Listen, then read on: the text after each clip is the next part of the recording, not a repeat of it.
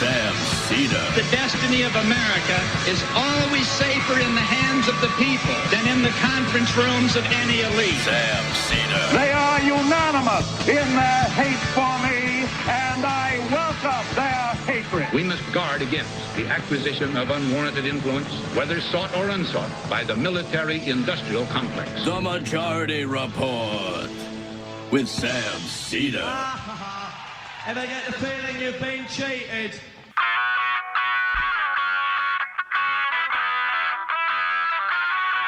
It is Monday, February 27th, 2023. My name is Sam Seder. This is the 5-time award-winning Majority Report.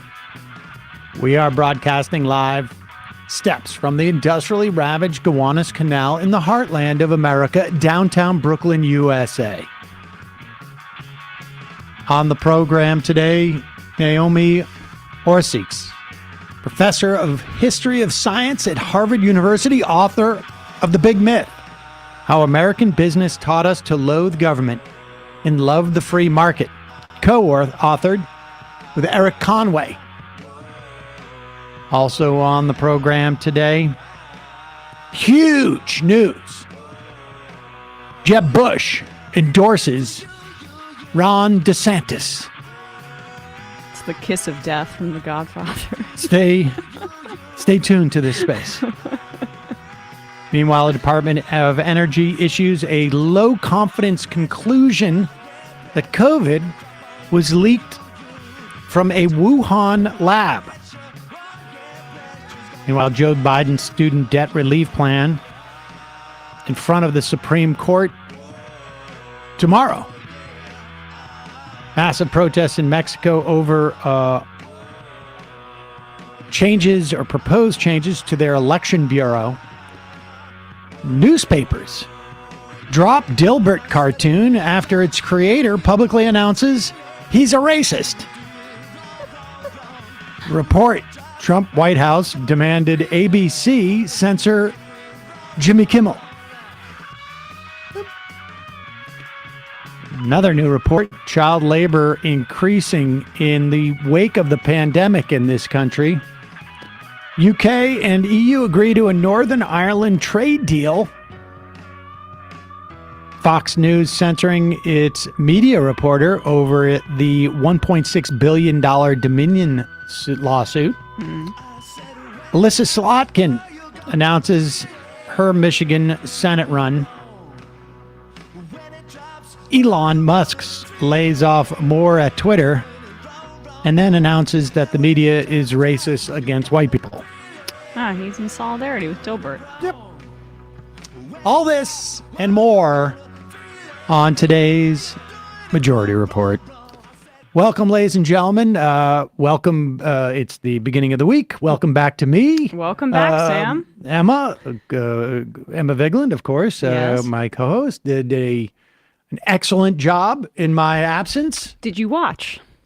No, but Yeah. I heard from a lot of people. Matt, you gotta get Emma on screen. Bradley's out of town right now, so He'll be back tomorrow, but no, it was his I'm not gonna birthday watch. yesterday. It's my vacation, as it were. Right. No, I know. I just wanted to know if this was coming from, Well, no. More importantly, it's coming from viewers and listeners like you. Exactly, viewers and listeners like you folks out there. I spent a big part of the week helping one of my parents into a nursing home, which was not the funnest of things to do, but she's in, she seems to be, to the extent that we can sort of glean these things, she seems to be adjusting nicely, and my sisters have been doing the yeoman's work on that. And one thing, though, that was interesting, and, we got a story in the stack of all these maternity wards closing down in rural hospitals around the country. And one of the things, too, we should say that Bernie Sanders had proposed in the Build Back Better bill was to finally address the issue of nursing homes. 2/3 of nursing home patients are there on Medicaid because it's incredibly costly. But to qualify for Medicaid to pay for a nursing home, you need to, depending on the state that you're living in, essentially have almost no assets. You can go down to $2,000 in terms of assets. So that's just it's a very difficult sort of like way to navigate, right? Because if you have $5,000 worth of assets, you want to make sure that you can get into a home. What also I've learned through this process is we were in there fixing up her room so that it would, seem like be reminiscent of her former apartment. And there was a handyman there, and it was because they're a little worried about mounting a TV, for instance. They want, the liability issues or whatnot. Right. And he had come back after 10 years to work at this home. And he said the thing that he liked about it is the staffing's good because it's a nonprofit. And we have had many, many, many healthcare worker strikes that we've reported on and have happened in this country over the past couple of years. And invariably, it is more often than not, much more often than not, for-profit hospitals or health groups or whatnot. And this is where they cut. They cut on staffing. And so, in this instance, a not-for-profit, instead of shareholders getting a big chunk of change, that money goes towards making sure it's properly staffed. And so you have people who've worked at this facility for, 15, 20, 25 years. People are coming back to work at it because it's properly staffed. And people who work in a healthcare facility, they want to help people. That matters. Yeah. Yeah. And they it's difficult to work at a place where it is understaffed. But let's move forward. We got a couple of ads in a bit. We will get to that, but let's get on to the big news. And I'm glad, a lot of times when I go out on vacation, I miss the big news. Right. But I came back in time for the big news today. And that is this video, which was released, when was it? This morning. Over the weekend? Or over yesterday, I think. Yeah, I think Saturday. Yeah. I mean, this is exciting stuff. A lot of people are talking about this. Ladies and gentlemen, I don't know if people remember Jeb Bush, but here is Jeb Bush. Jeb. I think is pretty remarkable. And he hasn't declared yet. Many in the Republican Party hope he soon will. Is this Ron DeSantis' opportunity to run for higher office? I think it is. He's been a really effective governor. He's young. I think we're on the verge of a generational change in our politics. I kind of hope so. I think it's time for a more forward-leaning, future-oriented conversation in our politics as well. Which has made him, should he choose to run for president, a serious contender in Republican politics. And who better to do it than someone who's been outside of Washington, who's governed effectively, who I think has shown that Florida could be a model for the future of our country. So, was that Jeb Bush's endorsement, or was it a little tepid? It was a little weird. I mean, I guess that was on Kilmeade's show, right? But, I mean, DeSantis hasn't announced that he's running. This is them. They're freaking out right now. They are freaking out that DeSantis, who's the loser run, he's doing a crime tour of Chicago and Philly and New York and speaking to police unions. Trump's out on the ground in East Palestine giving out free McDonald's and water to the people there. I mean, the primary already kind of feels over, but I know it's not. But they're panicked, right? Erik Loathe had a great piece in New York Magazine speaking about how desperately the Republican Party is trying to brand DeSantis as like the reasonable moderate, someone that Wall Street Journal readers can get behind because he went to an Ivy League school. But that's not going to square with the general population in the general election when all he can talk about is trans kids and banning books and critical race theory. No one, that's alienating to people. The real problem that he has, and I think there was a poll that came out from Fox News that I think had Trump up 43 to 28 against DeSantis. We showed one from Morning Consult where it's 50 to 30. Yeah, I mean, there is a huge gulf here.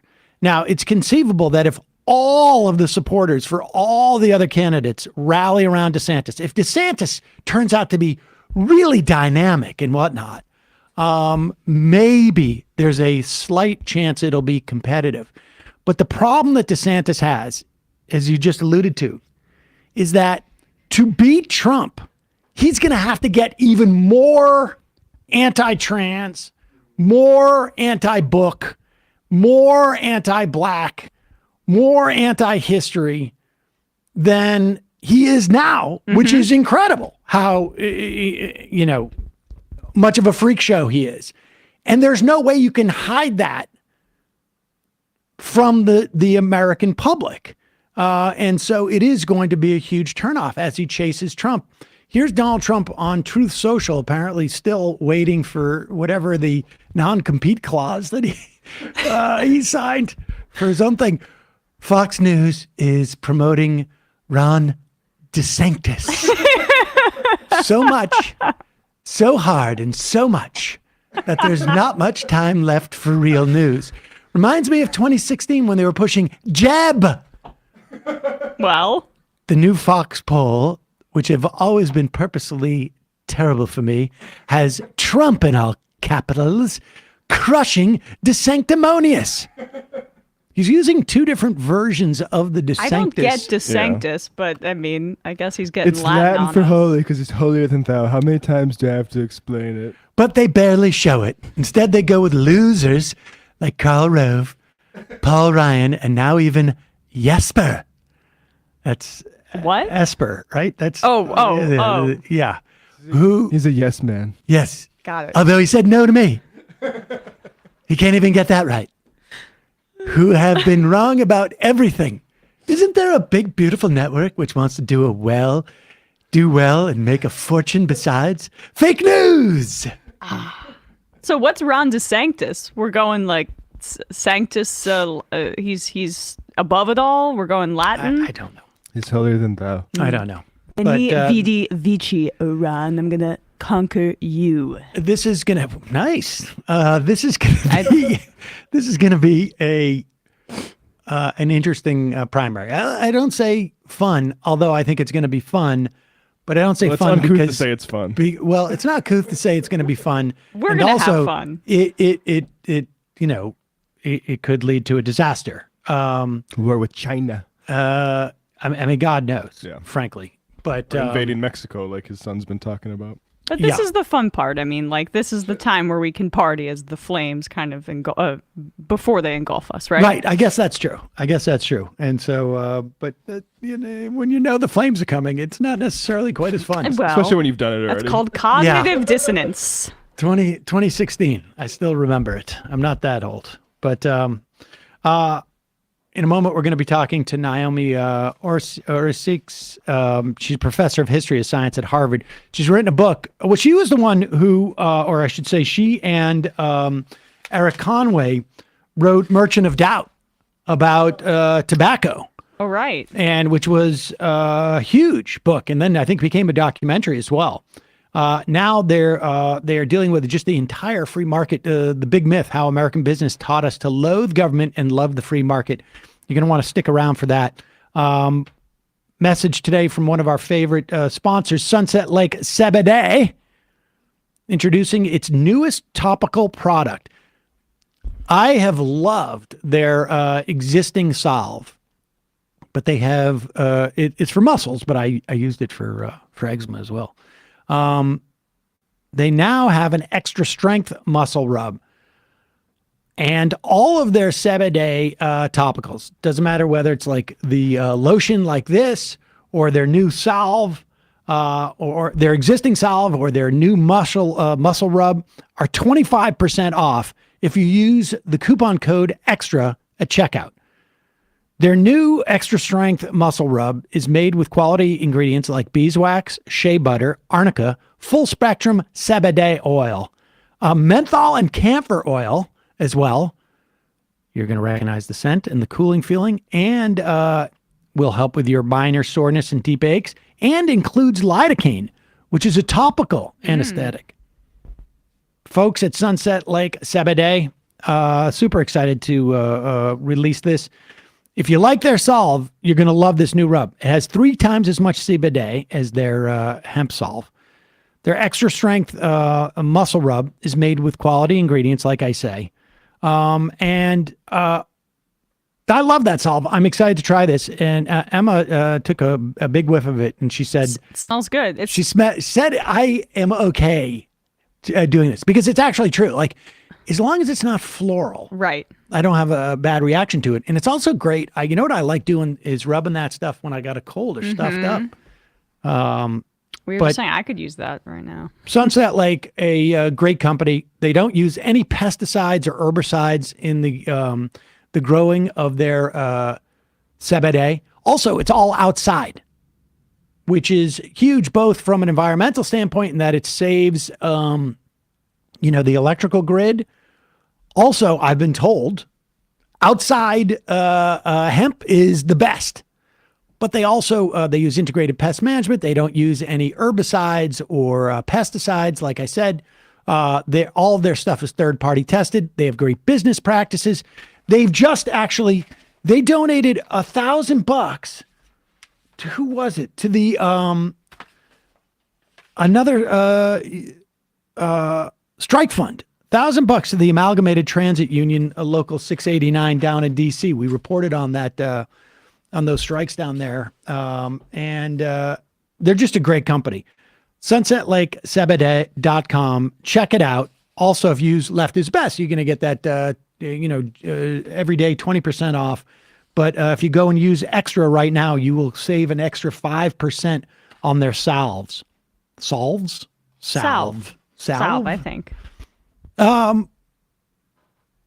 Another sponsor today, ZipRecruiter. ZipRecruiter has been a company that we've been that has been advertising with us for years. And in fact, after a couple of years, I needed to hire somebody, and I used ZipRecruiter, and that's the way we found old Brendan, who still actually works from the show, but remotely now. And then that's how we got Bradley via Brendan. ZipRecruiter was huge. Job seekers want more these days, from things like remote working conditions, easier application process. And the real question for you as a hirer, how do you break through the clutter, attract the most qualified candidates for your business? Well, the answer is, like I said, ZipRecruiter. And right now you could try it for free at ZipRecruiter.com/majority. There are a bunch of ways that ZipRecruiter helps you find the right candidates. ZipRecruiter's technology sends you great candidates for your job. You can send a personal invite to your top choices, makes an impact. They are more likely to apply. ZipRecruiter also makes it easy for candidates to apply to your job once they decide to. In fact, they can apply with one click. ZipRecruiter offers attention-grabbing labels like urgent, training provided, remote, and more that's going to catch the eye of a quality candidate. Get your job noticed by the best and brightest candidates with ZipRecruiter. 4 out of 5 employers who post on ZipRecruiter get a quality candidate within the first day. I am one of those 4. Go see for yourself. Go to this exclusive web address, ZipRecruiter, and you can try it for free. ZipRecruiter.com/majority. Again, that's ZipRecruiter.com/majority. ZipRecruiter, it's the smartest way to hire. And also, as you know, I am very uptight about getting my ID stolen, just because it's I don't know, it's a psychological. Well, I mean, it's a huge pain, and everybody's terrified of it. But I'm very neurotic about these things, and I will not click on any link. I've got it all locked up in terms of phishing, but it happens, folks. There are all sorts of data leaks. Happened with Twitter. Happened with Seamless. I got busted on Seamless. Oh my gosh. Yep. That was a huge pain, actually. Man. I had to cancel that credit card and do all that stuff. But there is a specific app that will keep you safe in your online persona, and that is Aura. They are sponsoring today's program. It's an easy-to-use app. It includes everything you need to stay safe online. Aura protects you from scammers and hackers. They scan the dark web, see if anybody's trading your emails or your passwords or any combination or your social security numbers. And if it finds anything, it alerts you fast. If they also help you fight back against those annoying websites that make your personal information public by automatically requesting removal of your info. This helps reduce robocalls and junk mail, and it helps with operational security, as it were, or it gives you near real-time alerts if anybody's trying to open up an account in your name, like a credit card or a loan. I got one of those when I opened up a bank account for Mila, which she apparently does not use to save any money. Their VPN allows you to stay anonymous online by keeping your browsing history and personal information safe and encrypted. They can protect your devices from viruses, malware, spyware, all that stuff. Keep the bad guys out. They even can help you control what your kids do on their devices. Set screen time limits, set focus time limits, restrict apps, et cetera, et cetera. They have a password manager that allows you to access your online passwords securely and conveniently. And maybe you have an app that does one of these things. Bottom line is this one app does all 7 of those functions. Let Aura do the hard work of keeping you safe up online. If you sign up right now, Aura is going to give you a 2-week free trial with my link. When you put your email in there, you're going to see how much of your information is or is not compromised. And it'll scare you, but at least you'll know. Go to aura.com/majority. Start your free trial. It's going to be linked in the YouTube and podcast descriptions, as all of our ads are. Check it out. We're going to take a quick break. We'll be right back. We're going to be talking about the big myth, how American business taught us to loathe government and love the free market. We'll be right back.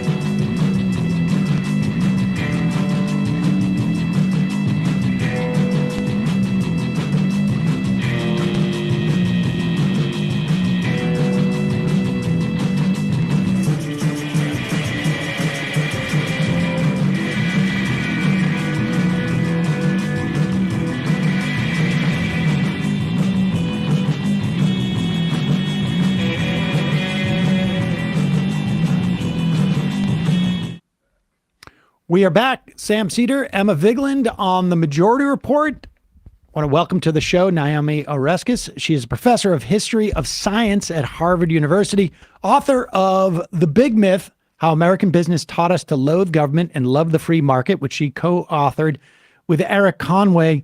Professor, welcome to the program. Thank you. It's a pleasure to be here. And I should say, I mentioned this a little bit earlier in the introduction of the show, but you also co-authored with Erik Conway a really important book called Merchants of Doubt, which ultimately became a documentary and outlined essentially how, certainly around tobacco, but more broadly speaking, the cadre of scientists who were willing to sort of, I guess, seed doubt, as it were, about scientific things that undermined science for a long time. And this book that you've written now, I think is just it is so important. And it has been really a theme to many respects that I've been talking about for 18 years since I've been doing this stuff. Market fundamentalists. And, actually, what is interesting is that I had written a book that was not nearly as good as yours years and years ago that was supposed to be comedic. But I remember it was Gertrude Himmelfarb, who was Bill Kristol's mom, if I'm not mistaken, who was big into science denial as a way to attack objectivity in facts and government. And so there was a connection there. Just talk about for a moment, because and then we'll go into the sort of the details of the book. But that connection between the merchants of doubt and market fundamentalism. Thank you. So in Merchants of Doubt, one of the questions that Erik Conway and I were trying to answer is why would intelligent people reject hard-won, well-established scientific evidence, whether it's about climate change or the harms of tobacco use? And the answer we discovered, based on extensive review of documents, including their own letters, their own publication, was market fundamentalism, that they believed strongly in a kind of cosmic conflict between communism and capitalism, and they feared that any compromise to free market capitalism, even a modest one like restricting smoking on airplanes, for example, would put us on a slippery slope to socialism, communism, and ultimately Soviet-style totalitarianism. And so they felt that it was very important for them to push back against the argument for government regulation. And one way they did that was by casting doubt on the scientific information. That's so there's, it's obviously they're getting paid, but it's also, there's at least enough of an ideological tentpole that they can convince themselves they're doing right. Let's talk about the concept of market fundamentalism. What do you mean when you call something market fundamentalism? I think there are two important components of market fundamentalism. The first is the idea of the free market. So we call this a myth because it's not supported by good scientific or historical evidence. And part of the myth is simply the notion of the free market, the idea that there could even be such a thing as markets that exist apart from the rest of society. In reality, markets are human institutions. They go back to ancient Greece and Rome and Assyria, and there have always been rules and regulations for how markets operate, just as all human institutions, whether it's universities or radio and television or marriage. We have rules and regulations about marriage, and we have rules and regulations about markets. But the market fundamentalists deny this. They construct the free market as something that exists outside of society, culture, and governance, and that has a kind of wisdom that's almost godlike, so that if we simply trust the market, have faith in the market, everything will go fine. And then the second part of it is the role of government. So these are sort of two sides of the same coin. The market fundamentalists are also anti-government. They construct a story that government intervention or government encroachment, that's a word they like to use a lot, undermines the wisdom of the marketplace, therefore is a bad thing, and therefore government regulation, even to address a crisis like the climate crisis or an obvious ill like child labor, they would argue is putting us on the wrong path. It's putting us on what they call the road to serfdom. Let's, before we get into Hayek and Mont Pelerin and that whole crew, I've had so many debates with libertarians about that question of a free market, but what is their argument? We could talk about there being a market in ancient Greece or whatnot, but just in that sentence itself, we have to acknowledge that there is some type of structure to society that we don't talk about a free market existing in a place with no name, because there has to be a place that has been sort of like, there has to be a society before that happens. But what is their argument that it exists sort of like pre-societally? Well, I'm not sure they exactly have an argument. I would say that, as you pointed out, market fundamentalism is tied to libertarianism, and libertarianism is based on a radically individualistic notion of human activities, behavior.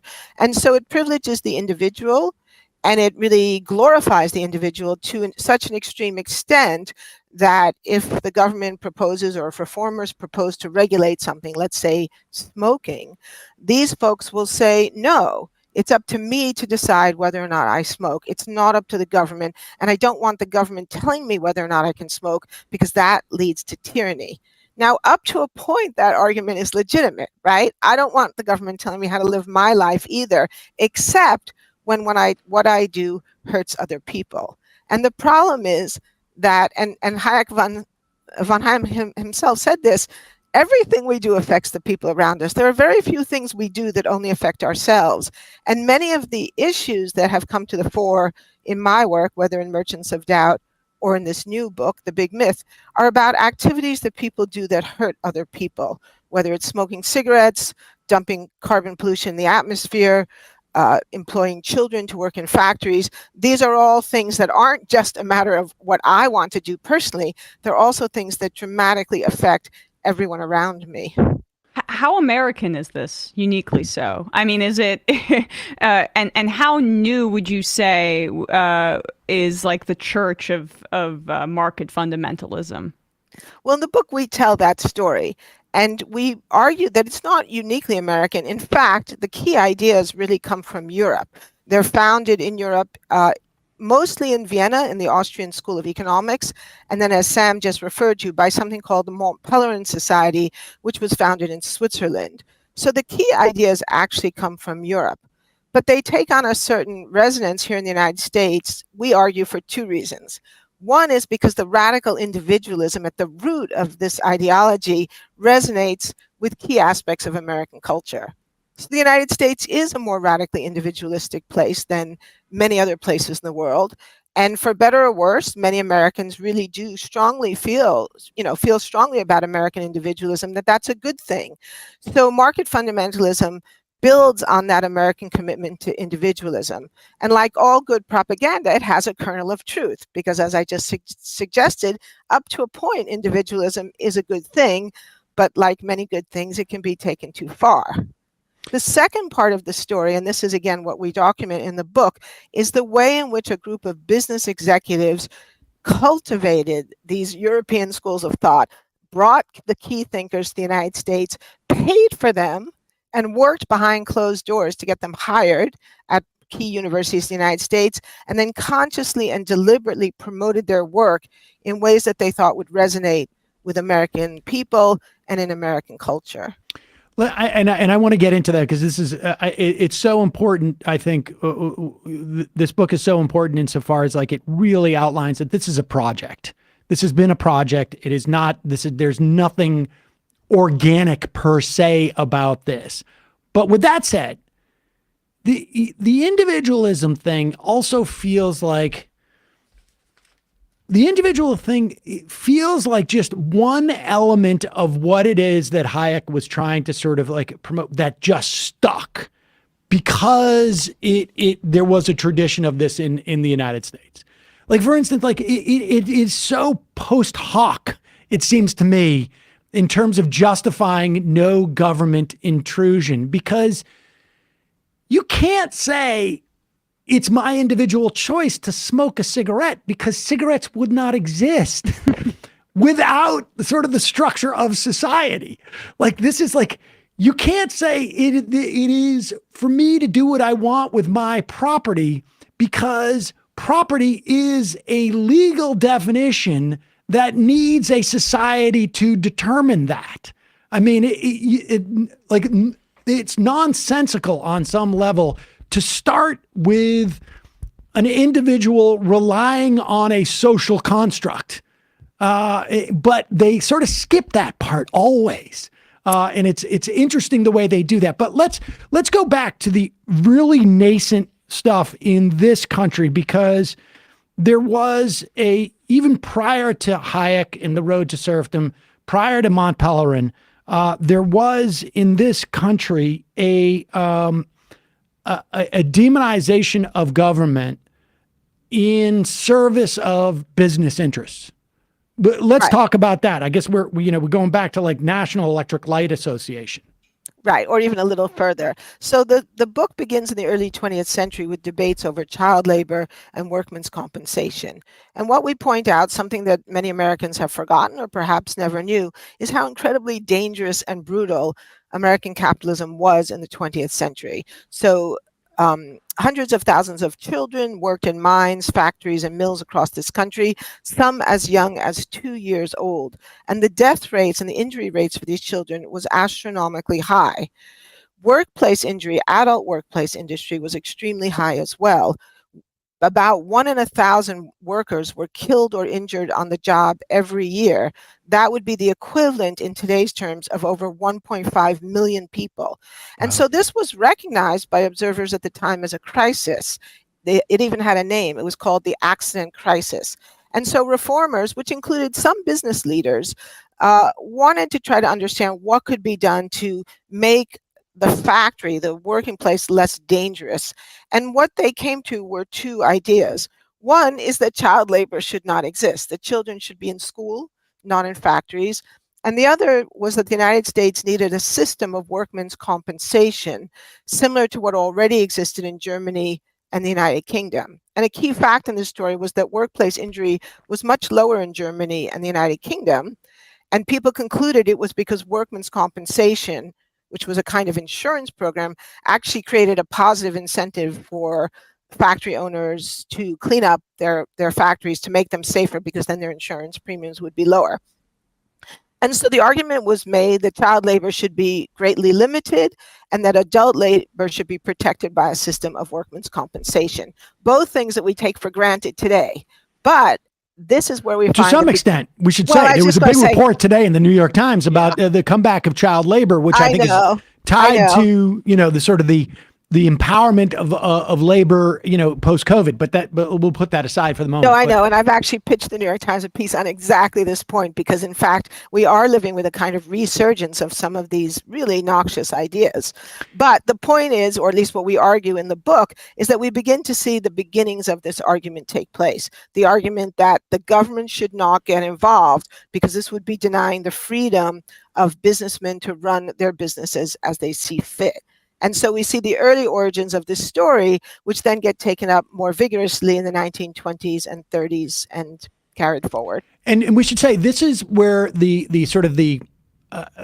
Supreme Court came in the concept of the freedom of the contract, which is another way of saying free market, government should not interfere. But the idea that two parties, as long as they agree to do, if the kid goes in or the parent says my kid can go in on behalf of my kid, then we allow for that. And this is, and frankly, we have a Supreme Court that is extremely reminiscent of that very court at that time, which I think is no coincidence.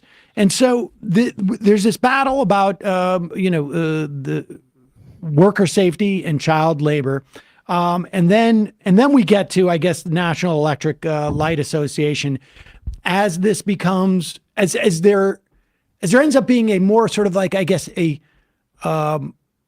consolidation or a cohesion to a programmatic attempt to demonize government, as opposed to like different, industry, captains of industry wanting to just stay out of my business type of thing.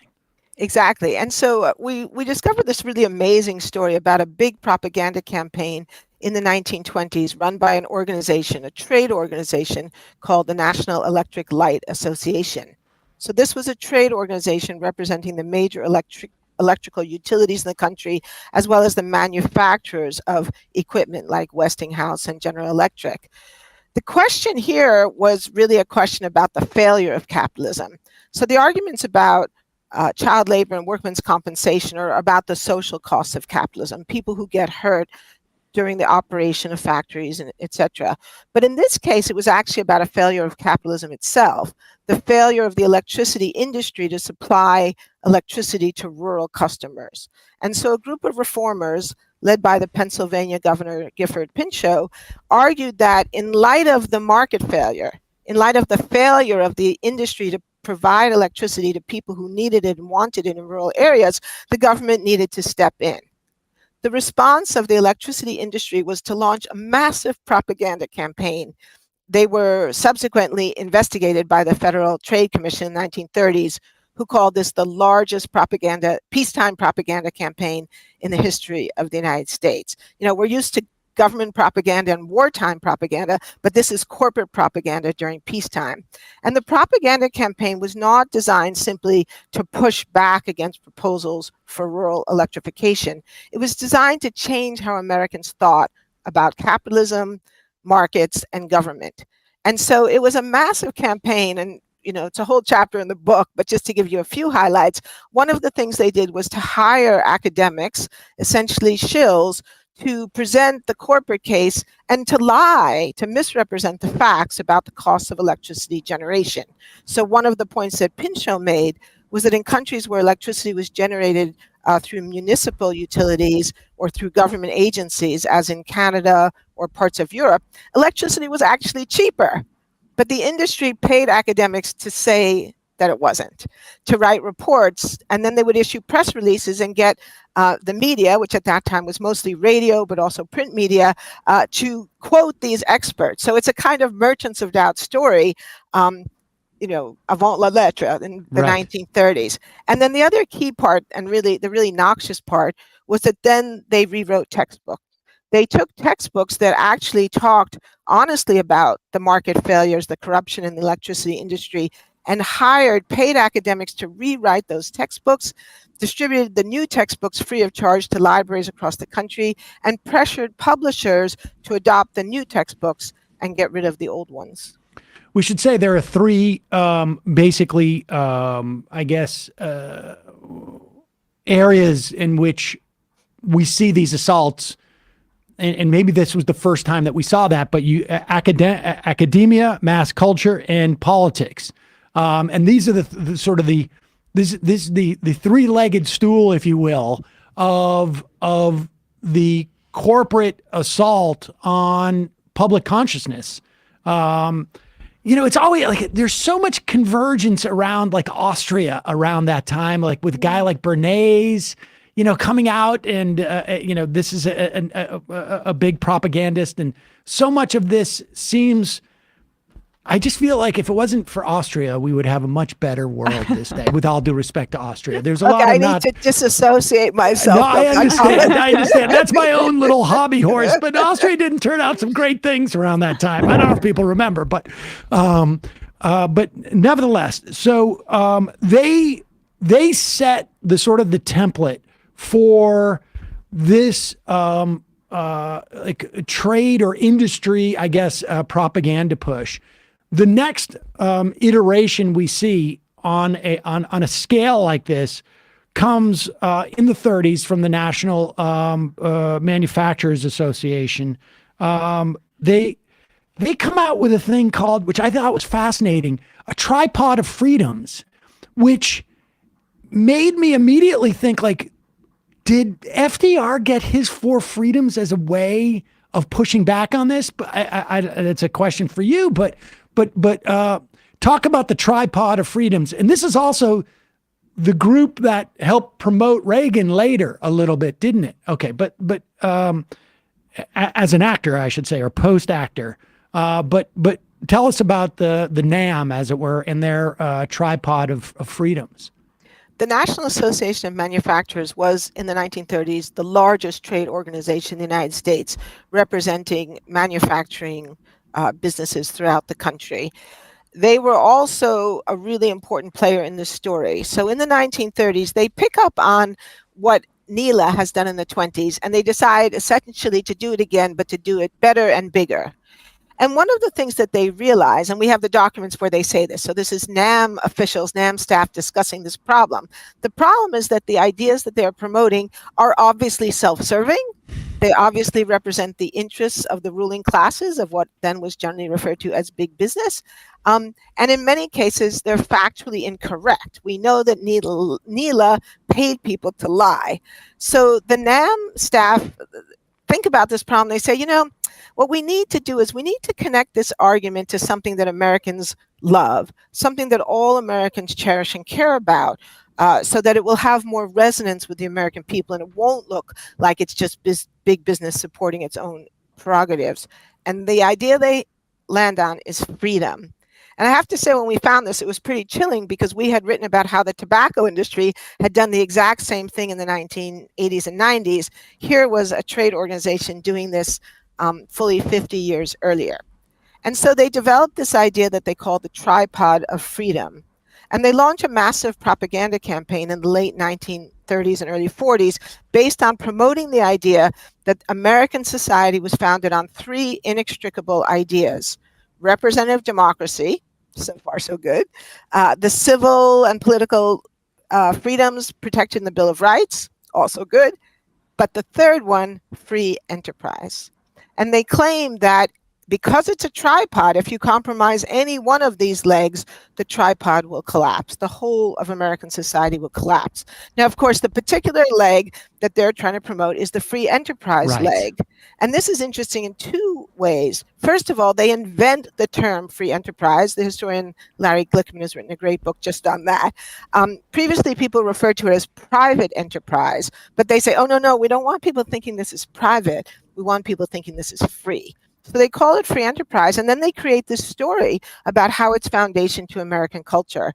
But it's not true. Free enterprise appears nowhere in the Declaration of Independence, nowhere in the Constitution, barely discussed, if at all, by founding fathers. And in fact, if you look at the history of the 19th century, you see extensive government involvement in the economy, including protective tariffs that NAM had worked to protect in the 19th century. So the whole story is a fabrication. It's an invention. It's a myth, but it's a way of connecting this story to something that Americans care about, which is freedom. It is also just a great insight into how you do propaganda, right? Like you associate your little thing, maybe like, it's only 1/3 of the puzzle there. The other two things are like slam dunk. It's apple pie and mom, and also, the Majority Report. Like those are the three things that people need in their life or something. Exactly. And it's visual too, right? That you can imagine the tripod, one leg gets undermined and the whole thing falls. And it's interesting too, because we interviewed a couple of weeks ago, Jefferson Cowie, who wrote a book about freedom and its use within the context of white people's resistance of federal power in the 1800s. And so, like, sort of mutating that, particularly around that time, coming out of the 1920s, there's a lot of like, sort of, that's a very loaded term, the idea of an infringement of freedom in society at that time. And then, like it just made me think of the four freedoms that FDR used to push back on corporate power, being speech, again, which is noted, worship, which is, that's civil, and one of the, I guess, the legs, and then fear and want, specifically, there's an attempt, I think, to reclaim freedom from that initiative. I don't know. That's, I guess, for another person's book. But let's talk about like the deployment of the American Family Robinson. I had never heard of that. It was a radio show. I know what the Swiss Family Robinson is, but this was another tool that they used. And what I think also your book makes clear is that, like, down the road, when we see the kneecapping of unions by things like Taft-Hartley, and you understand that, like, they basically, there was no mechanism to push back on these organized corporate entities anymore, because they inhibited the ability of labor to, which was the only obvious, like, sort of like, I guess, bulwark against this, to amass the power or to deploy the power that that corporations were at that time. But I'm sorry, so, that's a lot. There's a couple of things there, but I can handle it. So I think a key part of this story is a strong anti-union activity. And so the National Association of Manufacturers and their allies are extremely anti-union. And they try to use the freedom argument against unions to say that unions are an inappropriate infringement on freedom, and that therefore the government should, in fact, intervene to stop unions. I mean, there's obviously a lot of hypocrisy in this whole story, because these folks are perfectly happy to have government when it serves their interests, but fight against government when it doesn't. But to bring back to the American Family Robinson. So as you said, a key part of the argument is that we see this program, and as you said, it is a program. It functions on multiple levels. So one piece is influencing academia and recruiting experts to give the story credibility. A second part is politics, fighting in the political realm. And the third part is mass culture. And in some ways, the mass culture part of the story is the most upsetting because it's the most obviously propagandistic. Well, the academia part is bad too. But Yeah. I mean, the political part, obviously, these people have a right to their views and they have a right to be heard in the political arena. But they also massively propagandize the American people through popular culture. And one important part of this story is a radio program, again, mostly forgotten today, but was very popular at the time, called The American Family Robinson. This was a program that was created by the National Association of Manufacturers as part of their propaganda campaign, as part of the Tripod of Freedom campaign. And the idea was to get the message out to millions of Americans in their home, where they would listen to this radio program. The program was not identified as being a product of NAM. The listener wouldn't really know where this program had come from, but each week they would hear didactic stories about individual enterprise, the sanctity of the nuclear family, and the importance of keeping the government out of the marketplace. So it was a highly anti-New Deal, anti-FDR, deeply propagandistic radio program. You can find episodes online to listen to, and my students and I did. And this program, we know, was syndicated by over 300 radio stations around the United States. It was supplied by NAM free of charge. So you can imagine if you're a radio station in a small town, you don't have a big budget, and now this radio program, which is well produced and interesting and well written, comes to you free of charge, you say, great, I put this on the air, and you do. And I want to get to, and break Emma's heart about Little House on the Prairie in a bit. But before we do, let's now sort of like as we go through this, this is around the time that Hayek writes Road to Serfdom, and then Mont Pelerin Society, which includes Hayek and von Mises and Milton Friedman and this whole crew that wants to deploy this ideology, essentially, which is, ultimately about really making sure that governments don't have governments work at the service of corporations. Essentially, they you mentioned hypocrisy in there, and I think from their perspective, it's just like, well, it's not hypocritical. We want government's okay as long as it services us on some level or our corporate interests. But do you think Hayek is like creating this ideology as a way of this part of this push to create an academic basis for essentially just corporate interests? Like, I mean, that there are examples out there. Surely he must have known about NAM. He sure, it must have known about so these corporate interests, and they're worried about socialism and communism coming out of World War II and defeating fascism, and they're looking for an ideological framework in which to fit these corporate interests into. Yeah, this is a very difficult question, and it's always hard for a historian to answer the question, does someone believe something authentically, or are they doing this because they are being influenced by other people or being paid to do it? And, Erik and I are not Hayek biographers, but I think I'm going to give you a charitable interpretation of both von Hayek and von Mises. So if you were living in Europe in the 1930s, there is this really difficult political situation where on the one hand you have the rise of fascism across much of Europe, but you also have the rise of Soviet-style totalitarianism in Russia and what becomes the East Bloc, and neither of those is very attractive or appealing. So it's a bit of a challenge to think about what you think is the worst threat. And I think that, and it's tricky because, so von Hayek's mentor is Ludwig von Mises, who's considered to be one of the founders of the Austrian School of Economics, which lays the foundation for neoliberalism. Von Mises does work with the Vienna Chamber of Commerce. He's closely connected to Austrian business interests. So in that sense, he's not an independent thinker. But on the other hand, I have connections to environmental groups. It doesn't mean that I don't believe what I believe. Right. So I think that it's fair to assume that both von Mises and von Hayek do hold their views authentically. And it's not crazy. I mean, some of the arguments they make about Soviet centralized planning, it seems to me, are completely legitimate. So a key part of their argument is that if the government plans the economy, well, there's two pieces of it. First of all, it's not going to work because you can never have enough information to plan an economy effectively. Markets are really good at amassing information. You can even think of a marketplace as an information gathering place.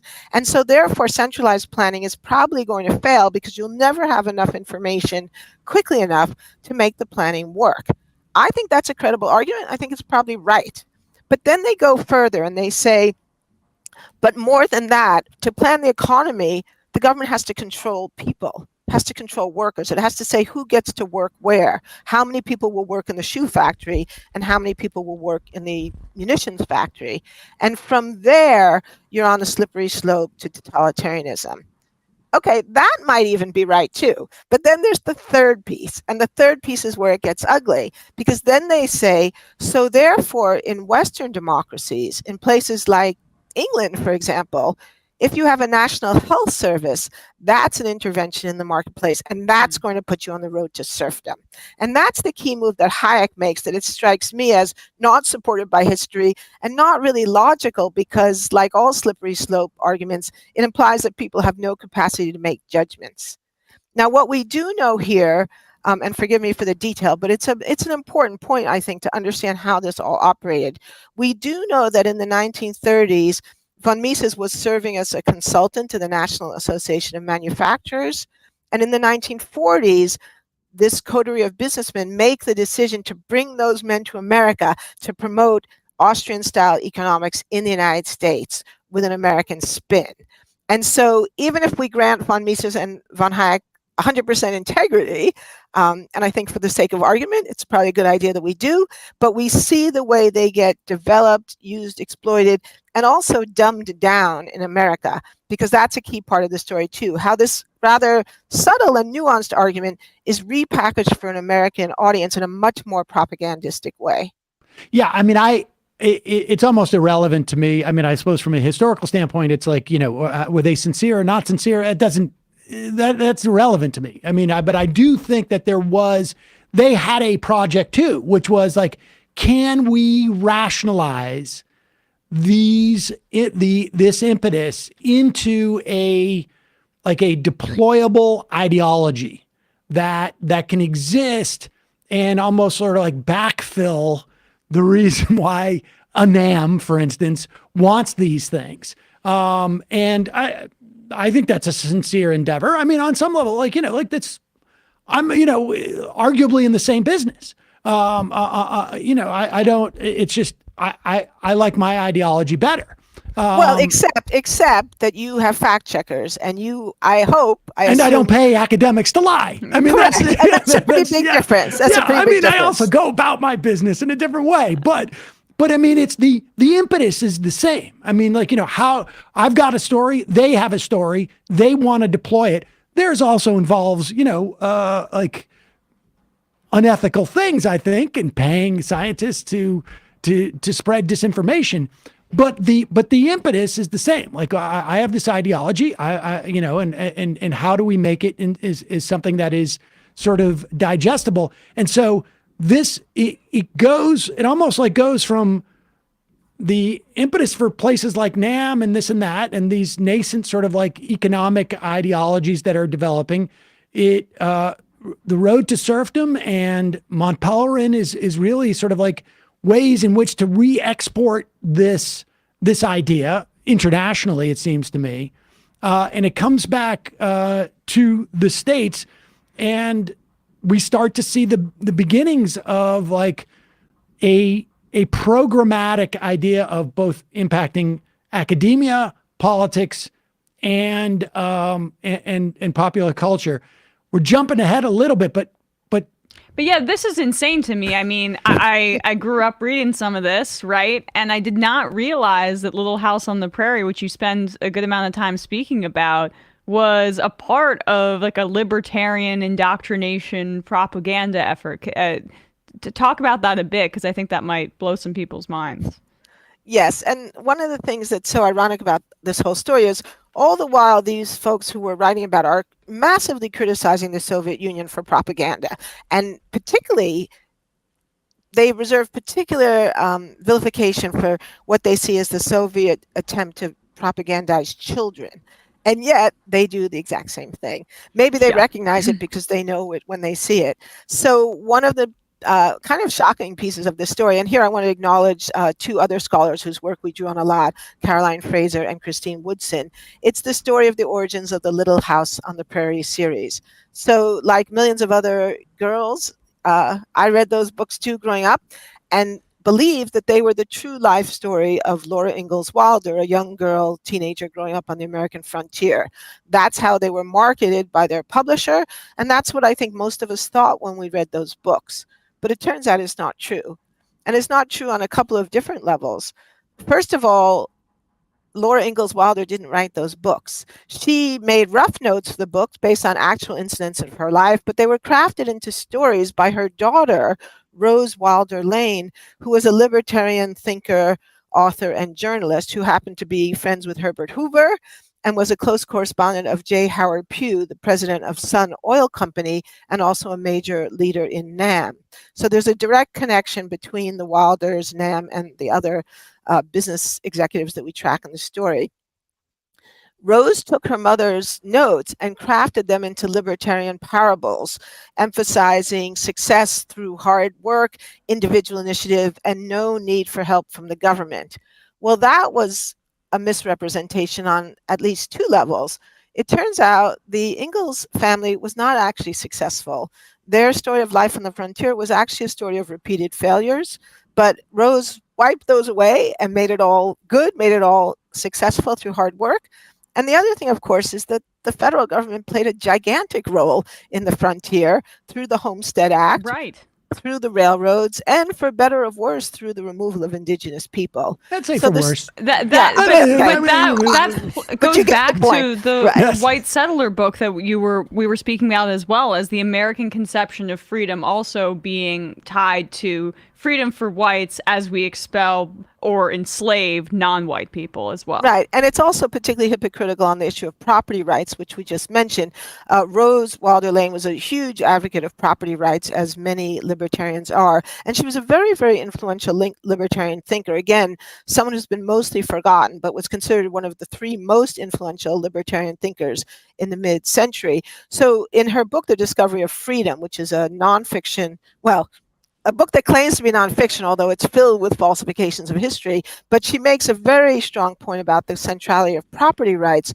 But of course, underneath all of this is the theft of property from the Native American peoples. I had a debate with Walter Block. I don't know if you're familiar with him. He's a big libertarian. He was a Ron Paul advisor and then ultimately became a Trump guy. And he was a professor at, it was like a libertarian sponsored, George Mason, I think, or business professor. And I asked him about that. And his answer from a libertarian standpoint, and I'm not being facetious about this, was, well, we start counting when the white people came over from Europe. That's when we start to count property rights, because of course they can't. And it was the French concept of working the land and creating some other value there. And what the indigenous people in this country did is they didn't mar the land enough to establish it as property, I guess, in some way. But and I can just interrupt and say Rose Wilder Lane actually uses that argument, which actually goes back to John Locke, who argued that you make property yours through working on it, which of course is a complete effacement of the work that indigenous people, in fact, did do on their lands in many different ways. But Rose Wilder Lane explicitly uses that, like you say, to kind of reset the clock so that all the stuff that happened before Europeans came, somehow that gets effaced or expunged from history. That is the amazing thing about libertarianism. It is supposed to be like an eternal sort of ideology that exists in nature, but we decide when that starts. And it just coincidentally starts when we get onto this country, just by coincidence. We should say there was like there was a real concerted effort. I mean, of no more grapes of wrath. These stories can't be told because of the way that they sort of portray government's relationship to people and corporations' relationships to people.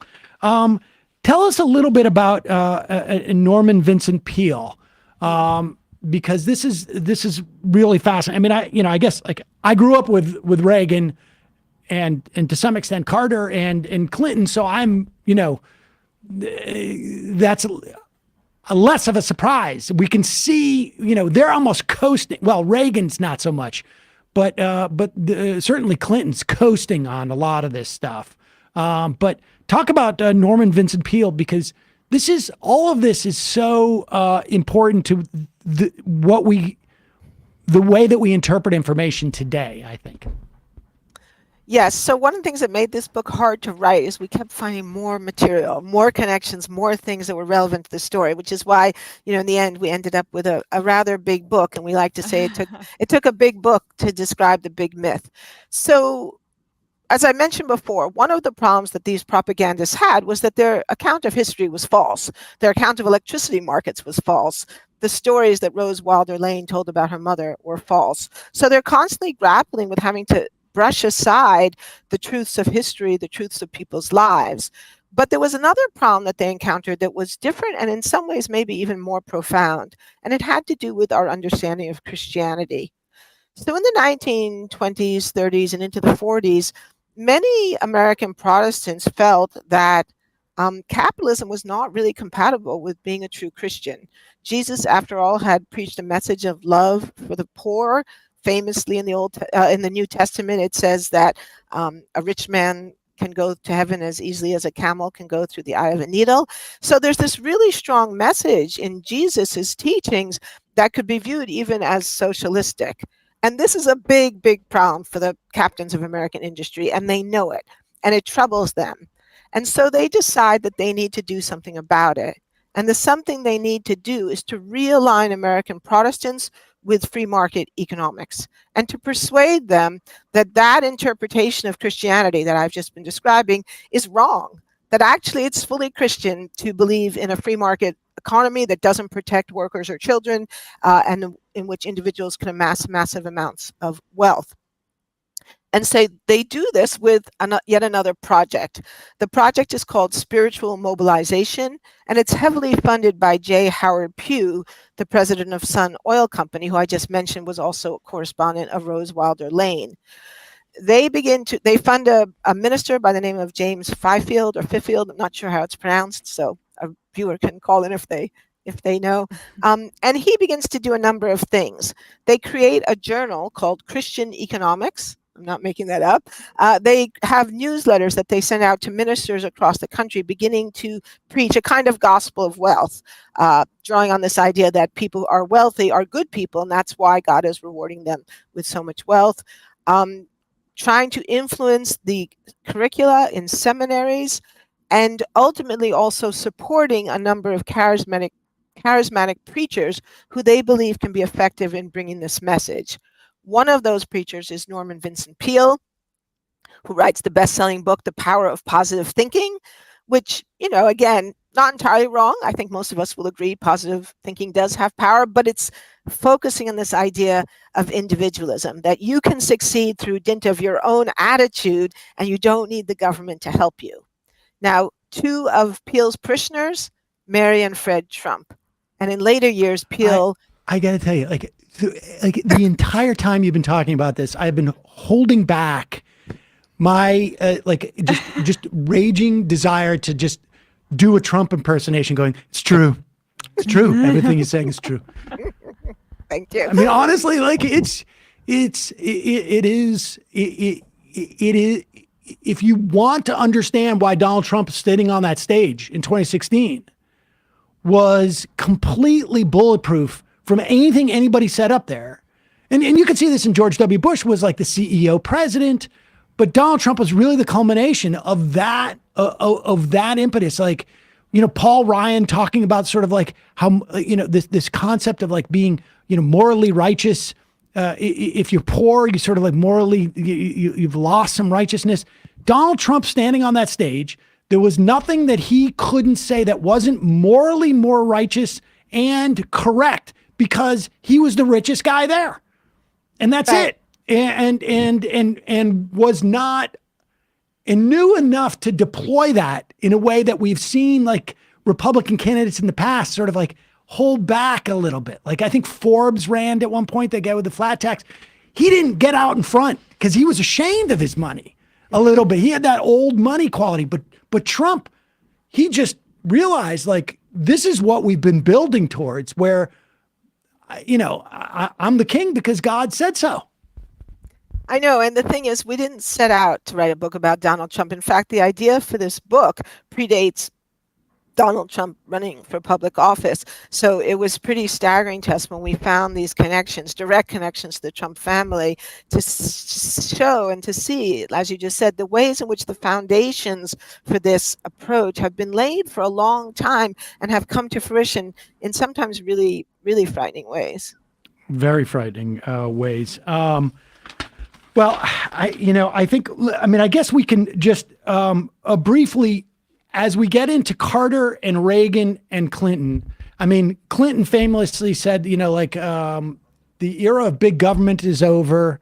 Reagan obviously said like the most terrifying words that you can hear are, I'm from the government and I'm here to help you, or something to that effect. Carter also like made this big push for deregulation. By the time we get to the 70s, these guys have won on an intellectual level, haven't they?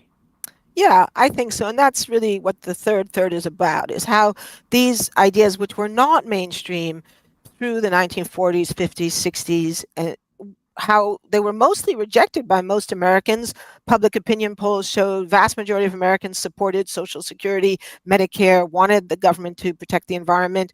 But these ideas begin to become mainstream. And so the third of the book looks at how that happens. And a key figure, of course, is Ronald Reagan. And so one of the things we do in the book is to explain better where Reagan came from, because I remember when Ronald Reagan was elected, and there was a feeling as if it seemed like he kind of came out of the blue. Like, how did this actor who had been a Democrat and a union president suddenly reappear as a politician who was anti-union, anti-government Republican? So in the book, we answer that question. And we show that Reagan's transition took place when he worked for the General Electric Corporation in the late 1950s and became a spokesperson for GE's deeply anti-government, deeply anti-union ideology. And then he went around on tours, and he was talking about actually like even universal health care he expanded into, and then he ran for governor in California, and off to the races, as it were. And GE gives him both a political platform. They give him a media platform because he hosts their television series, General Electric Theater. So he becomes one of the most well-known people in the United States, and he's able to use that then to segue into political life. And he also gets a set of powerful, rich backers who finance his transition into politics, first in his run for governor of California, and then later. Can't believe someone used a platform of television to launch a political career. Well, did it first. So with all this said, and certainly like we can, what's amazing is you have 100 years of this history, more of this history of like a concerted effort to attack government. Yet 2 weeks ago, Joe Biden made the Republican Party basically pledge on national television that we're not going to touch Social Security and Medicare, which is, there are two major functions of the U.S. government. That is to make, arms sales manufacturers really wealthy, and to provide social insurance in the form of Medicare and Social Security. Just in a dollar basis, those are the two major functions of our government. And despite this concerted effort, they have not been able to touch Social Security and Medicare. They've done a job on they've made some inroads in Medicare, but it's been very subtle in terms of like privatizing parts of it. What is the solution to this in this day and age? Because the corporate America is always going to have more money to buy academia. and it feels like that dynamic has accelerated or become more pronounced as the nature of academia has changed, where there's sort of this arms race as to who can have the nicest humanities building, and we're going to need capital for that. No, it's not the nicest humanities building. Well, whatever it is. Nice economics building. Economics building. Yeah. Fair enough. Yes, my apologies. But that dynamic has increased. We have obviously corporate control of all of our media. Including the news, to the extent that the news has become more captured by corporate interests, I would say more so than even back then, to some extent. How does one propagandize against this? I mean, I have no problem using propaganda as a value neutral term. But how does one do that in this context? I know this is a little bit outside your portfolio, but you've spent a lot of time seeing how the bad guys did it. What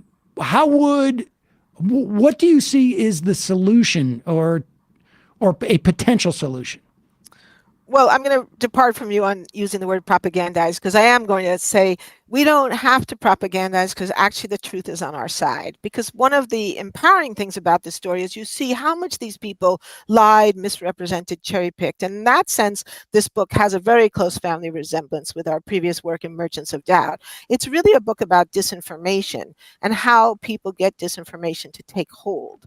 And so one lesson of this story is you don't have to lie when the facts are on your side. You don't have to resort to propaganda, but you do have to have a good story. You do have to have a good narrative. And I think one of the things we see in this book is how these people worked so hard to tell a story that was compelling, and to tell it on television and radio and film and in children's book and in academia. And so I think that progressives need to rethink, what is our story and how do we get that story across? And, this is a complicated problem, and there isn't going to be I'm not going to be able to wave my magic wand and fix it. But I think one important thing does have to do with how we think of ourselves and our relationship to our government. And I'm going to emphasize our, because I think one of the things that's been lost in this propaganda, one of the ways in which they have succeeded is the use of the term the government, or the use of the term big government, right? These were part of the propaganda stories. Big government was deliberately introduced to be a contrast with big business, and to shift the way people thought from hating big business, which most people in the 1920s did, to hating big government. So I think we have to reject that language, and we have to remember, what the founding fathers said, despite their flaws. Government is an expression of the will of the people. That's what democratic governance is all about. And so I think we need to reclaim that notion, and that means reclaiming our own identity as citizens. Back in the 1920s and 30s, lots of Americans thought of themselves as workers. Then they came to see themselves as consumers. And of course, we are those things, and we sometimes have power as workers and consumers. But our greatest power, I think, is as citizens, because we are all citizens. But a lot of us have kind of abandoned that. I was thinking the other day about my own parents. I grew up in New York City, where we used to say it was a two-party system, the regular Democrats and the Reform Democrats. And my parents were Reform Democrats, and they belonged to a political club. And it met every Saturday. And when it was time to get out the vote, my parents would be on the phone. They would get calls from people about where things were happening, and they had a really strong sense of civic engagement. I don't know anyone today who's a member of a political club, not a single person. So I don't know if that's the right model or we need some new model, but I think all of us need to be engaged, and we can't just think of as the government as something that's out there that we're not connected to. We need to reclaim those connections and think about, where is the place that we can make a difference in our own lives. And that will be different for different people, but that's at least one piece of the story, I think. I think we'll be able to send you information on the Boston DSA up there if you are interested in joining a club. I mean, and to a large extent, that is we're seeing, it's happening with, I think, there is a generational divide, I think, that and maybe it has to do with when the fall of the Soviet Union happened, or post-Occupy. But there's a there does seem to be a change, and we're seeing it reflected to some extent in the administration, right? I mean, we have gone from a consumer-oriented FTC and Department of Justice antitrust division to a more citizen model that is looking at the implications of this anti-competitiveness in terms of what it does to our politics and to what it does to sort of like broad-based opportunity for people. And we're seeing, I think, at least to some extent in some places in this administration, a reinvigorated sense of labor, although, not to the extent that I think that is optimal, but certainly relative to the last Democratic administrations we've seen, there has been a change. Yeah, I think that's right. And I think the other important thing is we need to tell the stories of government success stories, because we've been so bombarded with this idea that, big government doesn't work, that it's wasteful, that it's corrupt, that many of us are not really, we don't have the stories of government success at our fingertips. So in the book, we have a whole section where we talk about that. And I'll just give one example. I did a book reading last week in Washington, D.C., and it was a very friendly audience, but a person in the audience who was clearly friendly, not hostile, but he said, well, how can we defend government when so many government programs are failures? And I said, well, actually, a lot of government programs are successes. I mean, think about the interstate highway system, Social Security, Medicare, the space exploration, the internet, right? These were all government programs, and they're success stories. And I think one of the reasons why the Republicans keep going after Social Security, because they went after it under Reagan, they went after it under George W. Bush, and they're going after it again, as Joe Biden correctly pointed out. Why do they keep going after Social Security when the American people love Social Security? Polls show that something like 70 to 80% of us approve of Social Security and do not want to see it privatized or reduced or cut. Well, I think the answer is they go after it because it works, because it's successful, because it refutes their core ideology about the failures of big government. Social Security, as you pointed out, it's giant government. It's a big government program, and it really works. It has achieved what it was set out to achieve. It has protected elderly Americans from poverty. And so it shows that actually big government can work, and that's why Republicans have to fight it. Naomi Oreskes, the book is The Big Myth, How American Business Taught Us to Loathe Government and Love the Free Market, which you co-authored, as you know, with Erik Conway. Thank you so much for your time today. We'll put a link to that at majority.fm and in the podcast and YouTube. Thank you. It's been a pleasure being Thanks with you. so much. Thanks, Emma. All right. We're going to take a quick break and head into the so-called fun half of the program, wherein we will take your phone calls and your IMs and do some videos. We went a little bit long in that, but yeah, well, it was worth it. It's a great interview. That book is just like pulls it all together, right? I remember listening to Merchants of Doubt like when I first moved here. Yeah, audiobook. Yeah. Well, I want to see the documentary version too. Is that good? I haven't seen the documentary. But yeah. I mean, folks, I hate to, pat myself on the shoulder. And since none of you read FUBAR, and I say that with 100% assuredness. Yes. Stephen Sherrill and I, who I just saw the other day, wrote about market fundamentalists and religious fundamentalists being the Republican Party. And also some self-hating closeted gay people, which is also still maintained its salience. We also wrote about Thomas Friedman, and he's not as relevant anymore. But so the last thing he did. The last big push he did was MBS is a good guy. MBS, yeah. Yeah. He's had to lay low, I think, since then.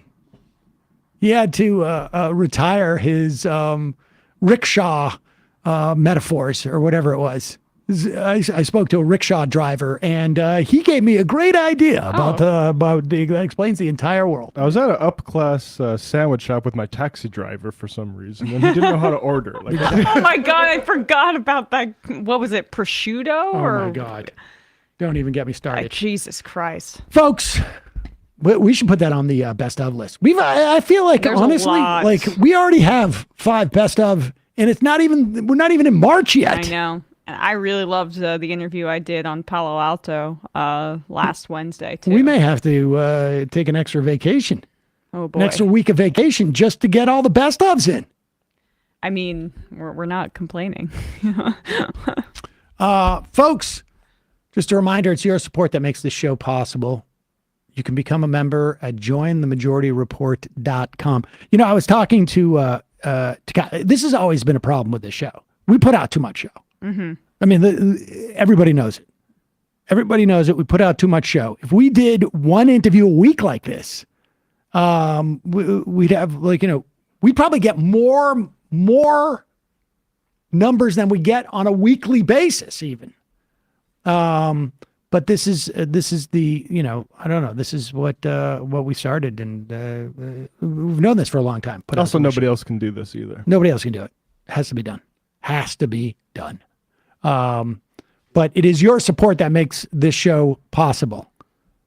You can help the show survive and thrive by becoming a member at jointhemajorityreport.com.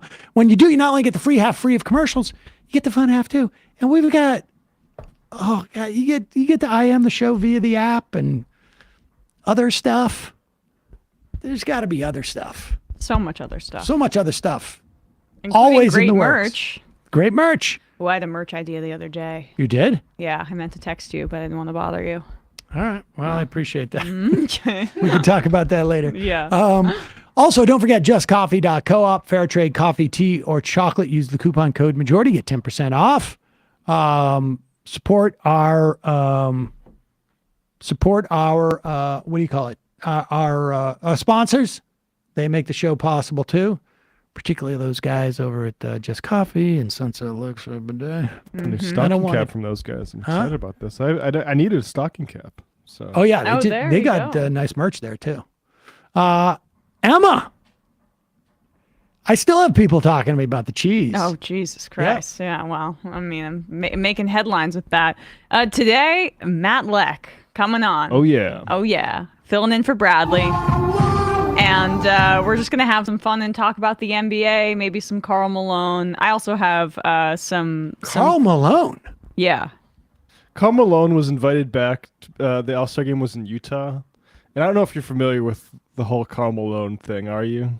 I remember him from like 30 years ago. He got a child pregnant at age 12. Yeah, there's some submerged Karl Malone What? stuff. And it was kind of known, but like... not really talked about this entire time in the NBA, but now the internet exists and people talk about the fact that he had a child with a 12-year-old. What? When he was like in college. Yes. And denied it vociferously. That child ended up being an NFL offensive lineman. Then he finally acknowledged the child. He's a terrible person. NRA donor, Bush donor in his 2004 re-election bid. Total just... I mean, I was never a fan of his. They were a match made in heaven, him and John Stockton, because John Stockton is a big-time anti-vax lunatic now. I had no idea. So, we all owe Michael Jordan and the Bulls a lot of thanks, because if he didn't come around to steal that ball from Karl Malone on the lower block and then hit that crossover on Byron Russell and win that, we would have NBA champion John Stockton and Karl Malone, and probably... I don't know. But was that the same year they beat the Knicks in the finals? All right, guys. I don't know. What's happening? I see you talking about Karl Malone. I had no idea. No, we'll talk about it then. I mean, I don't really have a run. We'll figure it out. We're going to talk NBA, but I have some bones to pick with the NHL with their, as well. NBA highlights. Yeah, and we're just going to have some fun. So 4 p.m. today, Matt Leck joining us as a guest on ESPN. It's huge crossover episode. It'll be really fun. And for Left Reckoning, Matt. Speaking of Matt Leck Media. Yeah, yesterday we had to talk with Luke Savage, David and I, talking about the Trump and DeSantis thing, including like what's going to happen when Trump realizes that nobody cares about whether he won the election or not. They kind of want to know, like, what's this gonna mean for me? Yeah, everybody really cares, and everyone wants to look backwards forever at that loss until it's rectified. But Including like him hitting DeSantis on he wants to cut your Social Security, which I'm very here for, because Trump I think will increasingly go to those sorts of things. Ronna McDaniel said that you got to take a loyalty pledge to participate in the debates, and that's going to be interesting. Well, first off, Trump's going to be like, okay, yeah, I'll be loyal. Oh, and you didn't hear the other part where I said, I'll be loyal if I think things are on the up and up. Yeah, unless something happens. And I'm not sure things are on the up and up. But it's also like, you don't want me at the debate? Guess who's not going to watch the debate? Nobody. If I'm not on the debate, nobody's going to watch. I'll tell you what, I'll have a debate and I'll invite people. Maybe we'll just sponsor a Trump Mar-a-Lago debate. Yeah. Instead of a Republican debate. I gotta make sure that it's loyal to me. So I'll sign this pledge. But if it's not loyal to me, we might have to reconsider. Did you say loyal me? All right, we're gonna take a quick break. Oh, 646-257-3920. I really did hold back. I tried to I was just gonna interrupt her about 5 times during the Sorry. guest. Sorry. What? So that's Yeah. What? That sounds smart. It's Christian to make money. What are you talking about? I'm the best Christian. 2 Corinthians. 646-257-3920. Let's see you in the fun half. You are in for it. All right, folks. 646-257-3920. See you in the fun half. Are you ready?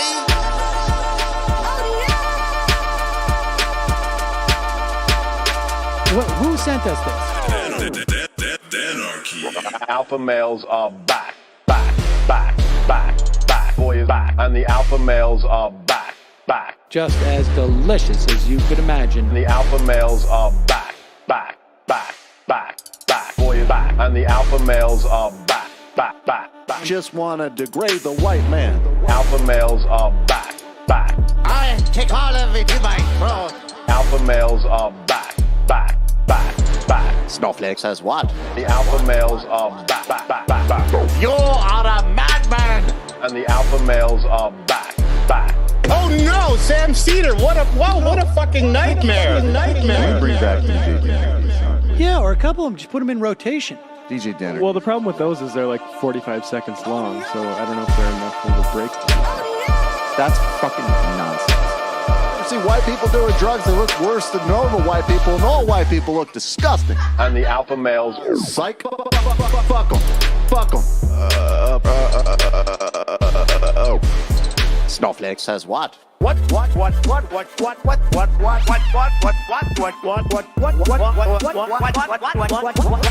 Snowflake says what?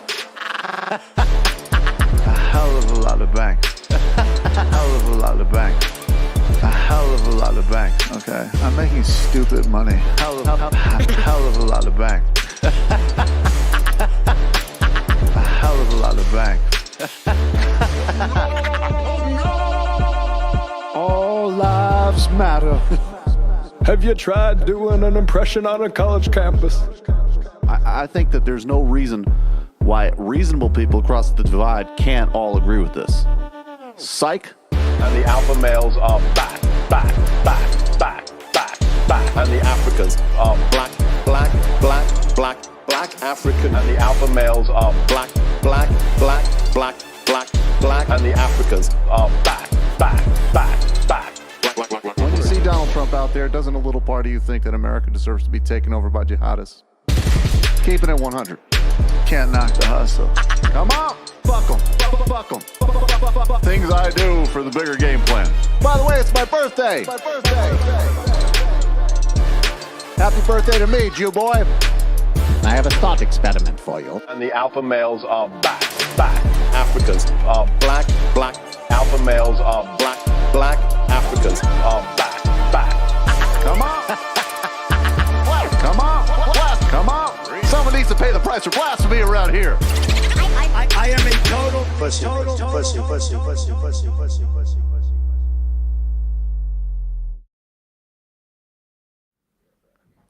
We are back, ladies and gentlemen. We are back. You can IM the show at via the app at majority.app.com. We will Not quite setting up the phones yet, but we'll do so shortly. Let us start, ladies and gentlemen, with Charlie Kirk. Is he now dressing better? What's going on here? Is he? Why is he dressing with a tie? Yeah, I think he's transitioning to adulthood. I think yeah. it's finally, he can't do the young conservative thing anymore. So, you go to, I don't know, where does he go to shop? Macy's, probably somewhere more. Brooks Brothers. I don't know where you get a shop. I don't know where you get like a tie like that. But I will say that he did so poorly in getting the youth vote in Arizona, which was his focus. And Arizona turned out to be the worst showing for the Republicans in amongst young people who vote. That maybe he's decided like, I got to give up the ghost. The game is up. The jig is done. Whatever it is, and I'm gonna start with the tie. I don't know. Maybe he had an appointment though afterwards. Maybe a job interview. It kind of looks like a Catholic prep school uniform. I was going to say though, that tie is like when I was getting confirmed in the faith as a young Catholic. That's what I had to wear as all my aunts and uncles came around and told me how proud of it. Right, exactly. But here is Charlie Kirk talking about. I guess, I don't know, witches? Some people are emailing us, Charlie, don't make fun of witches. They have a lot of power. That's not true. They do not have a lot of power, but they do have some, if they're really into it, I do believe there's some very dark spiritual implications and dynamics here. And look, I've encountered witches before. When I was once speaking, this is not a joke, when I was once speaking at Legacy Church in Albuquerque, New Mexico, in the land of enchantment, which is, in my opinion, the most outwardly pagan state remaining in America. A lot of great Christians, but there's a lot of weird witchcraft that happens in New Mexico. I spoke at Steve Smotherman's church, and I was talking about how I believe marriage was between one man and one woman. This was back in July of 2021. I'm not making a word of this up. Mikey could attest to this. Our whole team can. And 3 witches came up, and they started saying stuff at me. And maybe it was a coincidence, maybe it wasn't, but I got super sick right after that. Again, maybe it's just a coincidence. Who knows? Maybe you think it's all a bunch of horse pucky and all that, but that was pretty chilling. And so they came into the church. And by the way, Steve Smotherman, great friend in Albuquerque, tells me they have witches that come into their church all the time. And you might think it's all a bunch of nonsense and it's all just a bunch of vapor, or you might think that there's actually a spiritual war playing out. Obviously, I believe that those unclean spirits are subservient to truth, to Christ, and to the one God.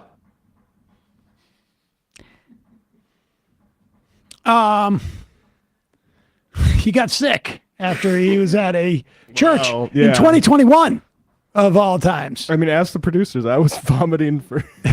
did not want to go in there. You know what the witches might have also done? Is they also might have like hurt what's her face's Carrie Lake. Carrie Lake's chances in Arizona.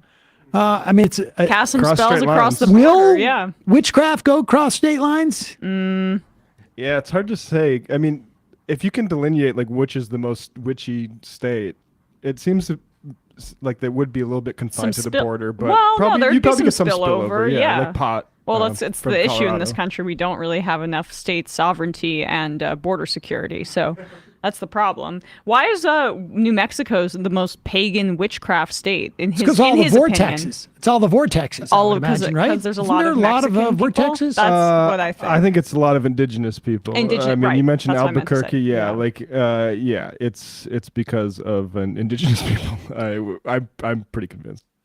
It is interesting to just sort of watch where these guys are going. And, you know, we just had an interview about how American business taught us to loathe government and love the free market. And one of the mechanisms they used was the Christian religion and a bastardization of it, or a reinterpretation of how it's taught in this country. And so that's why you see a guy like that cling. The reason why he will, proclaim that witches exist is because it is one side of a coin which he wants to also claim exists, which is the power of Christ and God, and I guess truth. Well, the demonic kind of is truth a Christian principle? Well, I would not say so. To Christians, it is. But the refocus on like demons and kind of satanic spirits is also playing into their transphobia, which is they've been essentially saying that they're sick, they're mentally ill, there's a dark movement trying to indoctrinate your kids into being trans or gay. That's just demon scary stuff, right? And so he's trying to play into that. That's his pivot, to your point, Sam. I also think, like, if I'm Charlie Kirk, all this stuff about, like, the 20th century history and communism and fascism, like, that's a lot of work. Yeah. I don't want to be reading history and stuff. Much better to, like, which is bad. Exactly. Yeah. Non-which is good. I love the idea. I would love if it was someone like Christine O'Donnell. Remember her? She's not a witch. Well, she's not. She is not a witch. She's not a witch. But maybe Christine O'Donnell, who is not a witch, just gave him COVID, and so now he's convinced that a witch has to spell on him. Let's get right into this. Yeah, that's exactly. It's like, this is amazing. Over the weekend, I tried to catch up. You know, that's basically it. Like over the weekend, when I'm coming off a vacation, and you're like, where are the Dilbert cartoons? You're reading the paper. You go right to Dilbert. Well, as you do. I was like, I've got a whole week's worth of Dilbert to catch up on. Yeah. And I go to the paper, and it's not there. You need your comedy fix. And so I had to go and see what's happening. I stumbled across this, and I was like, I'll be honest with you. I saw the video, and I thought, like, is this clipped? Like, is this can't actually be a video he put out. Is this like somebody who like released a Zoom call, or are they like taking him out of context? And it wasn't until the story today that Scott Adams, this guy, you know, I've known he's a lunatic for a long time. I wasn't going to really pay much attention to him, but all his Dilbert stuff has been pulled from all the newspapers, and they're talking about this as if this is cancel culture. And let me just be clear. Asking for it culture. Yeah. Cancel culture is simply a way of saying, I don't like the new set of values that are being imposed on what we accept as legitimate, like appropriate discourse in society. That's all. It used to be, you can't, have long hair as a guy. Mm-hmm. That, facial hair, that's not appropriate. We didn't call it cancel culture because the people in charge of it were also the people who defined what our language was. Or it was like, oh, well, you're gay. Like, they wouldn't even say gay. They would say, like, you're some type of queer or F word or whatever it is. You're not going to get canceled because you're not even going to get scheduled. If you're going to be open about being gay, guess what, dude? You're not working here. You're not living here. We don't have a word for it because it's just what we call as appropriate norms of society. But now they call it cancel culture. And it is a way of fighting back on the fact that they don't have the stranglehold on what is appropriate. And I got news for you. This stuff is so much worse than, let's say, like the Republicans 20 years ago kicked Trent Lott out of the speakership for endorsing Strom Thurmond's run for president like 60 years earlier. Strom Thurmond ran basically as the KKK. And he got kicked out of, now they did this because they wanted to put somebody else in there, but the society was such that even implying that 20 years ago was bad. Now you got to do this? Are you kidding? Like the idea that like anybody would even complain that Dilbert's being pulled? But listen to this. This is like... this is textbook. This is like goes beyond textbook. So if nearly half of all blacks are not okay with white people, according to this poll, not according to me. According to this poll. That's a hate group. We should probably just say what this poll said, which isn't that like, are you okay with white people? It's a poll about the comment, it's okay to be white, agree or disagree. 53% said they agree with that. Half of the remaining said, I don't know, what are you asking me? And the other said, I don't agree with that. Now, I would suggest, I mean, do we get into this now? Like, about whiteness and, like, maybe a different, like, first of all, these aren't ethnicities. Like, it's not saying it's okay to be a Dutch person or something. Yeah. White and black are specifically political identities. Historically tied to like like who we're going to do the hardest work Exactly. and give them more rights to. Right. And so like of course like there might be people with a complicated relationship to that signifier, more complicated than the Dilbert guy has when he thinks of like, I don't know, Little House on the Prairie or something. Yeah, well, also it was commissioned by a conservative polling firm, Rasmussen Reports. Rasmussen, I don't know how to pronounce it. And naturally, I don't have the exact framing in front of me, but it's going to be framed in a way that's more favorable to a conservative ideology. And to take any information from this and claim that black people broadly believe it and black people largely are a hate group, I mean, that's just, you're looking for a moment to say that. It's what you do if your relationship with black people is entirely mediated through things like polls. Right.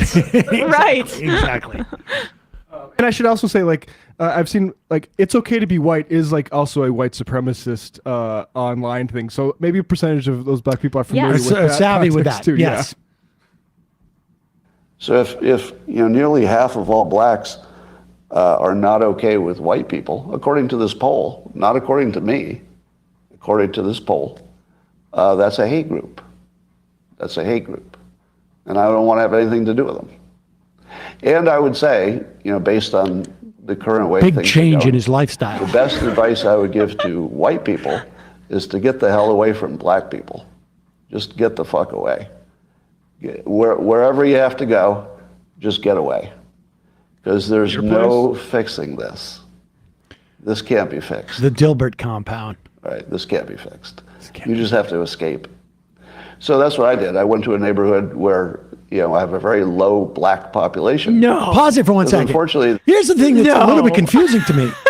Isn't he reacting to a poll that was just recently released? Did he just move? Yeah, I mean... Like, where are all the boxes in the house that he just moved to? He could have seen this coming. Yeah, that's why he's endorsing the Back to Africa movement. When was this poll released, Matt?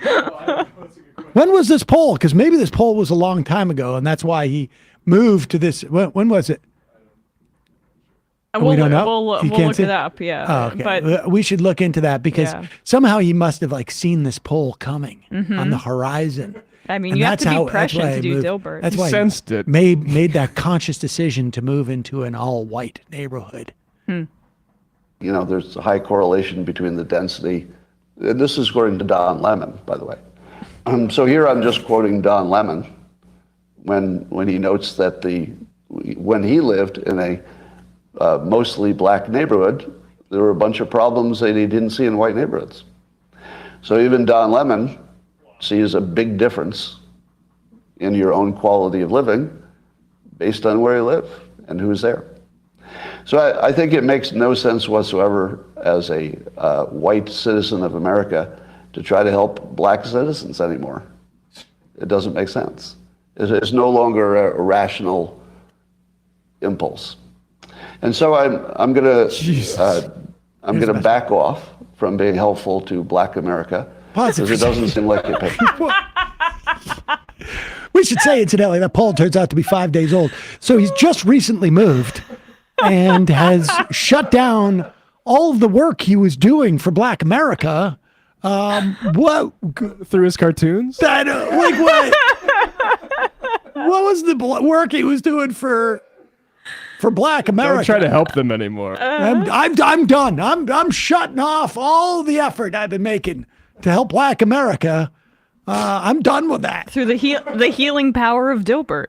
Yeah, that was wow. So I mean, cancellation totally unfair, right? Well, wait a second. We got to hear. Is there a little bit more? Okay, great. Let's finish. I mean, let's not judge it too early. Yeah, I mean, he might bring this around. April Fools! Oh wait, it's only February. Good. It's no longer a rational impulse. And so I'm gonna back off from being helpful to Black America because it doesn't seem like it pays off. Like I've been doing it all my life, It's like the Charles and I've Murray been, thesis, basically. the All only my outcome is I get called a racist. That's the only outcome. Wait a second. It makes Get a lot no of attention, sense too. to help Black Americans if you're white. It's over. Do you get the Don't sense? even think it's worth trying. Pause it. Totally. Do you get the sense that maybe something happened, and like he's like, I got called a racist. Like, what is he talking about? Yeah, maybe at a dinner party. What attempts to help Black America has he been up to that people called him a racist for? It feels like he had a bad experience at a party or something today over the weekend. Yeah. Also, to make such broad, sweeping decisions about white people's relationship with Black America based on a 53% figure, like it didn't say 90% of Black Americans say they disagree with it's okay to be white. It was just barely over half, plus the association that Matt said with like white supremacy and racist talk. It's like taking White Lives Matter to a lesser degree on its face and then saying, I'm done with Black America because they disagree with this. There's a context behind the phrase. You know what? If someone asked me that question for a poll, I'd be like, what are you talking about? Yeah. I mean, this is how Ben Shapiro got his like 2019 video, I think it was, counted up over 1 billion radical Muslims. It was all poll results. Right. Yeah. Not trying. And there we go. You didn't expect that today, did you? Yeah. So we didn't play this last week. This happened midweek. What is that hold on, what that I'm not emergency sure what that broadcast is. thing in the That's I need to look for the source if somebody maybe cut some stuff together there. But I think like he's like the video, this video on Twitter has over 250,000 views. NPR is linking to it. Like everyone's linking to it. This is the biggest day Scott Adams has had in years. Mm-hmm. Like he's been doing this weird thing where he was sort of supportive of like masks and stuff during COVID. right, and then now he did a big reverse or something. He's been like doing these little stunts about you're all right, and but it hasn't been paying. So like when I saw this last week, it's like, oh, this guy needs another stunt. You know, that could be, but I do think that it would be a mistake.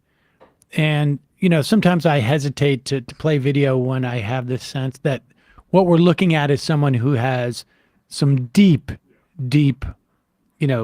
psychological issues going on. Now, I'm not a doctor, so I can't say this for sure. And you know, if it was just some rando online, and like you say, you weren't going to play it last week, and really it's just like the story is that a comic has been pulled down, a comic strip, which is not that big of a deal. I mean, yeah, a lot of people are going to miss Dilbert, I guess. But it has become a rallying cry for people like Elon Musk, who literally said the media is biased against white people. Yeah. Because of this. Here it is. Adams was horrified that a poll of Black people showed only half believe it's okay to be white. No, they were commenting on someone saying, like the saying it's okay to be white, which is, of course, has been deployed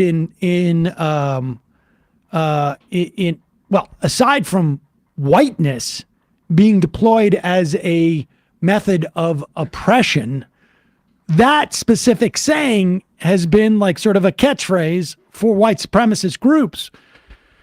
And the mainstream media verdict, Adams is a racist, but not the 20 million Black people who think it's not okay to be white. And then he goes on to say, wait a second, Elon Musk, that some dude says that, and then Elon Musk says the media is racist. For a very long time, U.S. media was racist against non-white people. Now they're racist against whites and Asians. Same thing happened with elite colleges and high schools in America. Maybe now they can try to not being racist. God, he's really, really stupid. He's just he's just going off. But But I mean, so we cover this, and he's not being canceled. Like just even like the use of this like canceled is just like is a fabrication. People are saying, you know what? If this guy's going to go and let's do the end of it, because it's not like he was like, I had no idea that people would misinterpret me this way. He said, I bet you wouldn't expect this today. In other words, I came to Twitter today to announce that I don't like black people. And good luck to everybody carrying my cartoon.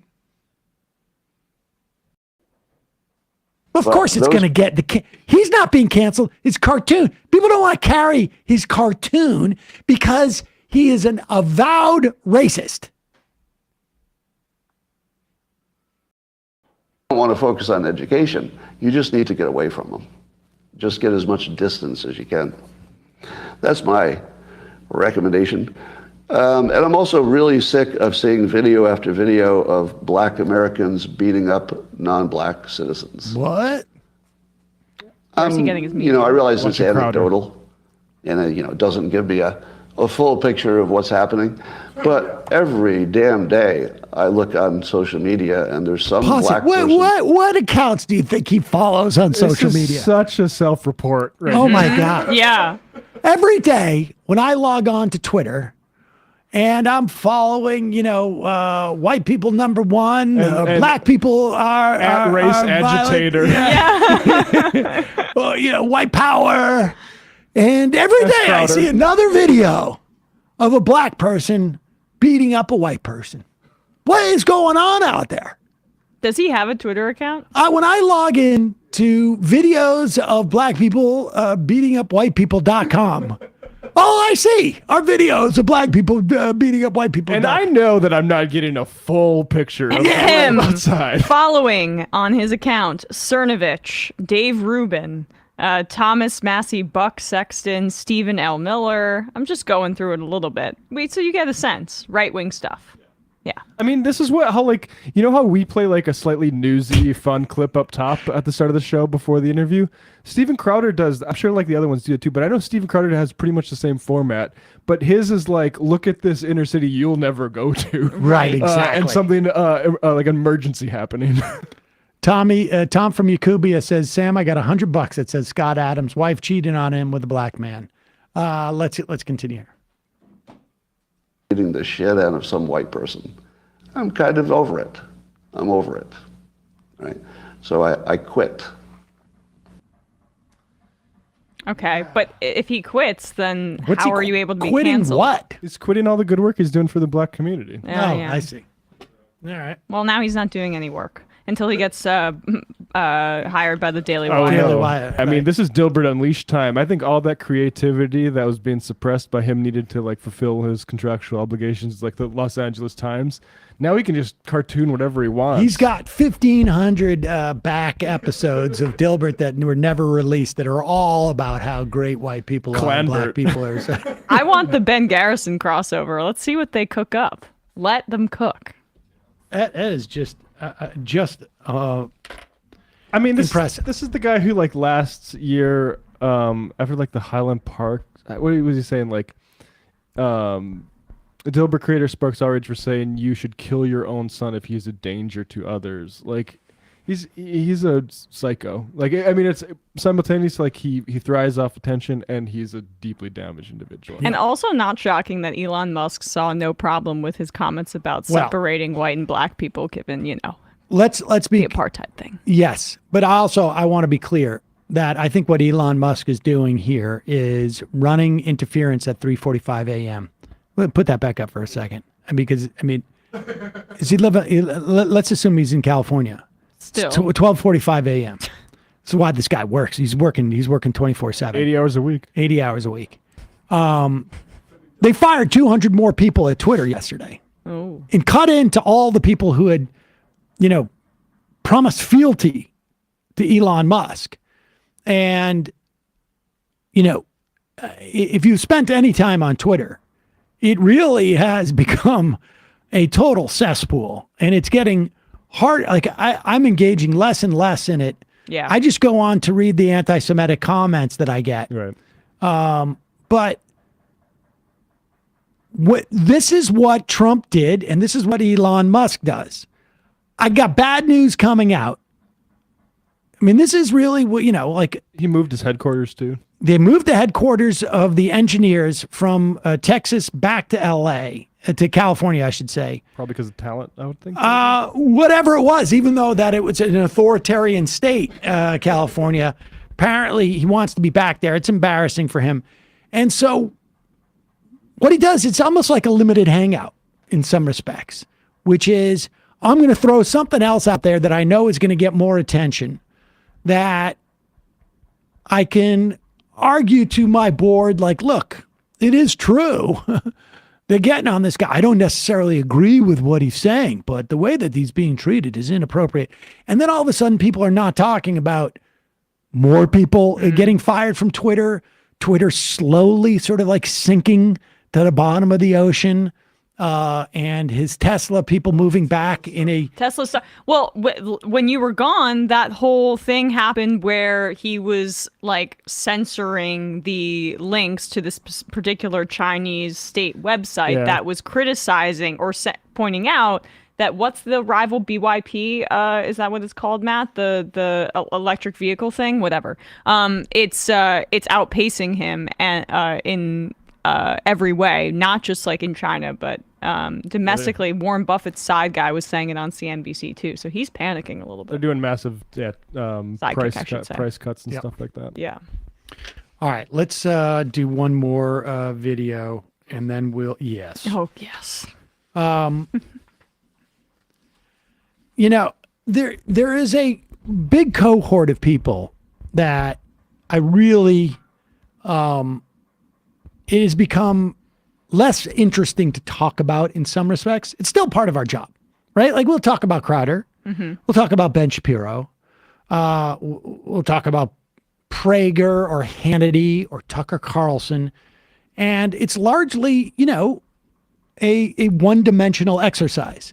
These people are on the right, and they give us an opportunity to both mock them, which is important for people. It's fun, but also to use them as a way of arguing against their ideas.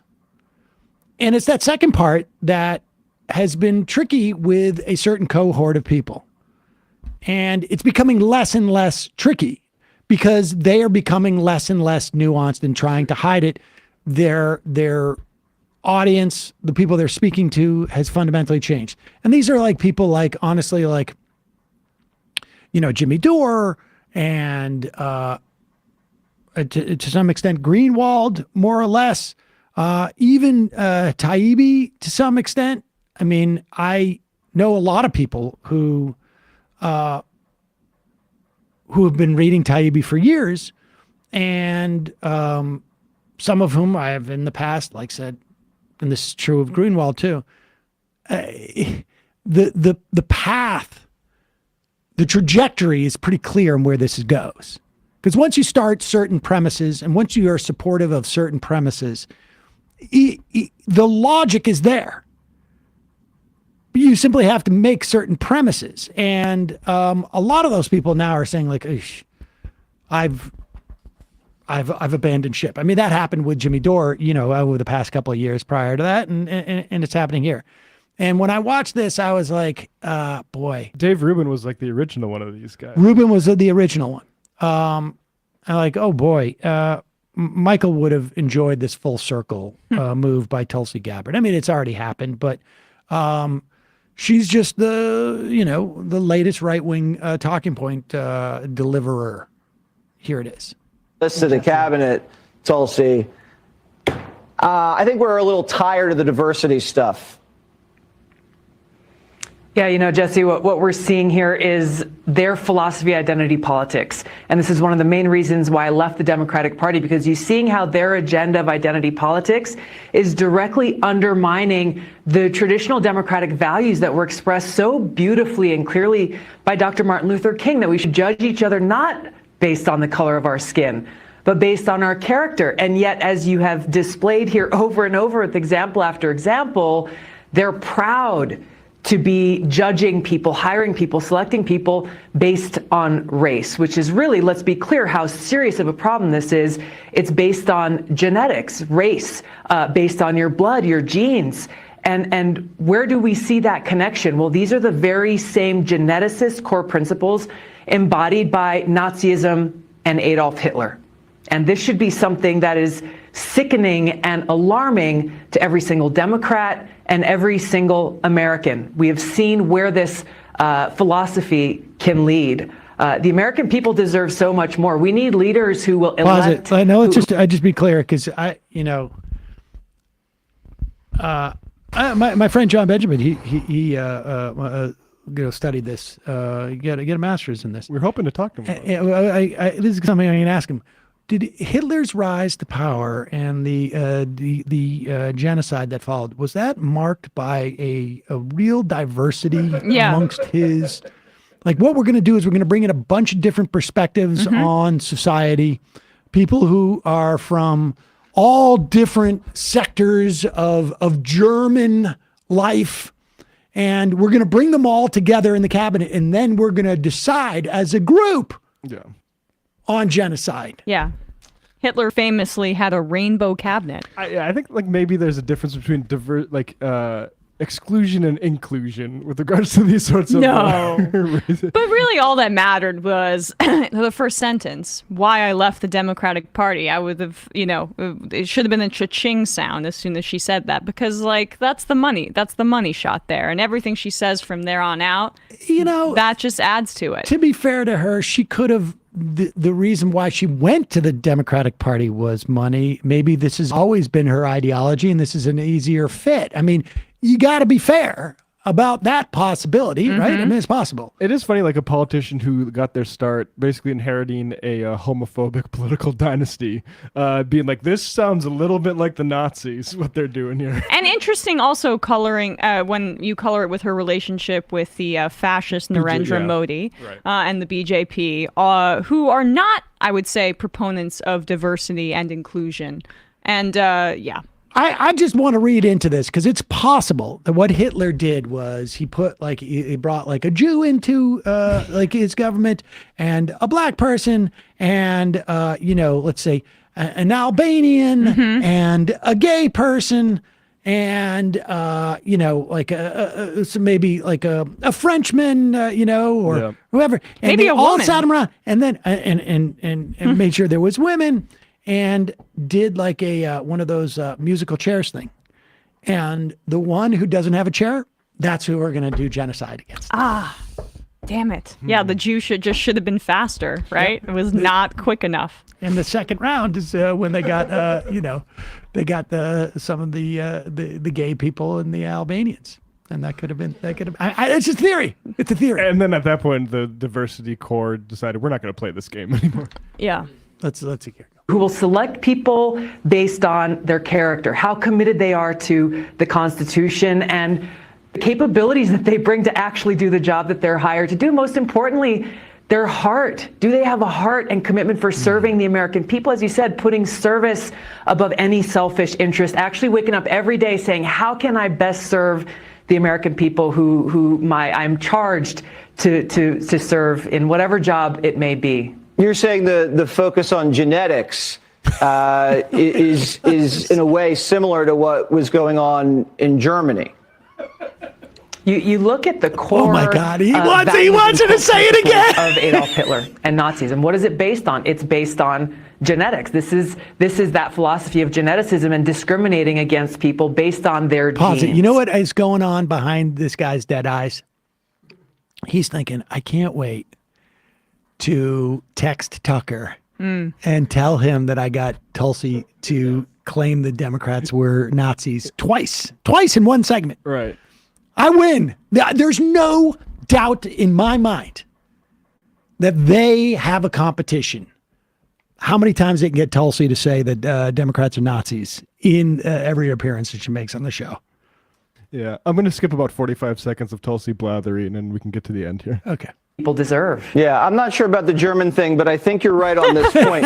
They made her care say it about twice. what the administration looks like, but they don't care about what we look like.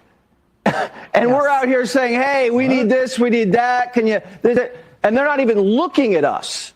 They're just looking at They're putting themselves first. Right, exactly. They're putting themselves first. And that alone is a huge disqualifier. Exactly. All right. You want the Biden administration to like say you look nice today? Unbelievable. What? I gotta say, that is fantastic. That is really fantastic. Oh, and she got the invocation of MLK in there as well, too, right? That hits a lot of the. Yeah, I mean, she's very much the modern MLK. I say that all the time. Aloha MLK. Oh, boy. All right, let's go to the IMs. We're not going to have time for calls today, but tomorrow's Tuesday. Yeah, calls. I'll take a bunch of calls tomorrow. There we go. Folks, did you really think I was going to come back from vacation and have time for calls? No way. Jason from Minnesota, the alpha males are back. Oh my God, this is so painful. Do you think Jesse and her planned this out ahead of time? And then are we even sure how badly Fox viewers view Nazis? Son of a Samantha. It took a lot. Matt's constant promotion. Other Matt coming on a Friday. Other Matt saying stay quiet on the matter. But a Chapow Trout's House video about Jordan Peterson suggested in my home feed finally hooked me in this weekend. I've already watched every full MR show, so it was pretty clutch to throw some Chapo till now. They're really the only informative show I've found that's loose and fun like yours, but you're all obviously still the goats.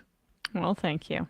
Serious business, Discord update. Since you posted your conversation with Kent over the weekend, we've had a steady trickle of people come in. Kent? Kent? I don't know who you're talking about. Some of it simply because you mentioned the Discord, but some are specifically interested in Kent. I don't know. There's a topic called Kent's Wall. Please leave any well wishes and offers of assistance there so he doesn't need to struggle to find them when he finds his way to us. Thanks for everything. I get sick every time I see Charlie Kirk, so it's witchcraft. Also, if those other witches cursed him, it explains how his face keeps shrinking. Jack from Boston. Emma did a fantastic job. She still needs a soundboard. Thank yeah, we got to work on that. Two kids in a trench coat. I don't know if Emma did a good job last week when clips would play without sound. Emma didn't yell or belittle Matt or Bradley at all. Well, that's a failure. I'm sorry. It comes with experience. That's what happens so often. That comes with, I just do it behind the scenes. that comes with experience, folks. Starting this summer, the launch of the Daily Wire's comic strip division is starring Dilbert, without a doubt. Build Back Better. The team did a solid job last night. I know it was Casual Friday, but if Lauren joined the show routinely, I would be very happy. She was excellent. Got to be careful pronouncing Sabada. The new search algorithms might get offended that you want to deceive them. I really subscribe to the view that these people are fundamentalists, but can't we not reason with fundamentalists by definition? It isn't the brute force of organized people the only path. Yes, I agree. There is no, I agree. Sam, I'm happy to say that you can now retire, grow some apples, cut some wood, things of that nature. The Discord is all in for Kent. Kent, if you hear this, you've already inspired dozens of people to join after listening to your call. Oh, was there a caller, Kent? We'd love to have you join on the server. It's okay for you. Okay. Kowalski from Nebraska. Howdy, Emma Majority Report. The show seemed higher quality last week. I don't know. It seemed like a positive energy for some reason. Bradley's birthday gift should have arrived Saturday. Make sure he gets it. We see it. Yeah. Oh, we see it. It is like almost disturbing to have it in the room. We need to like put it in some sort of chamber. It is. Can we say? I mean, is there any reason why it is? What is it called? It's Peeps flavored Pepsi. Here we go.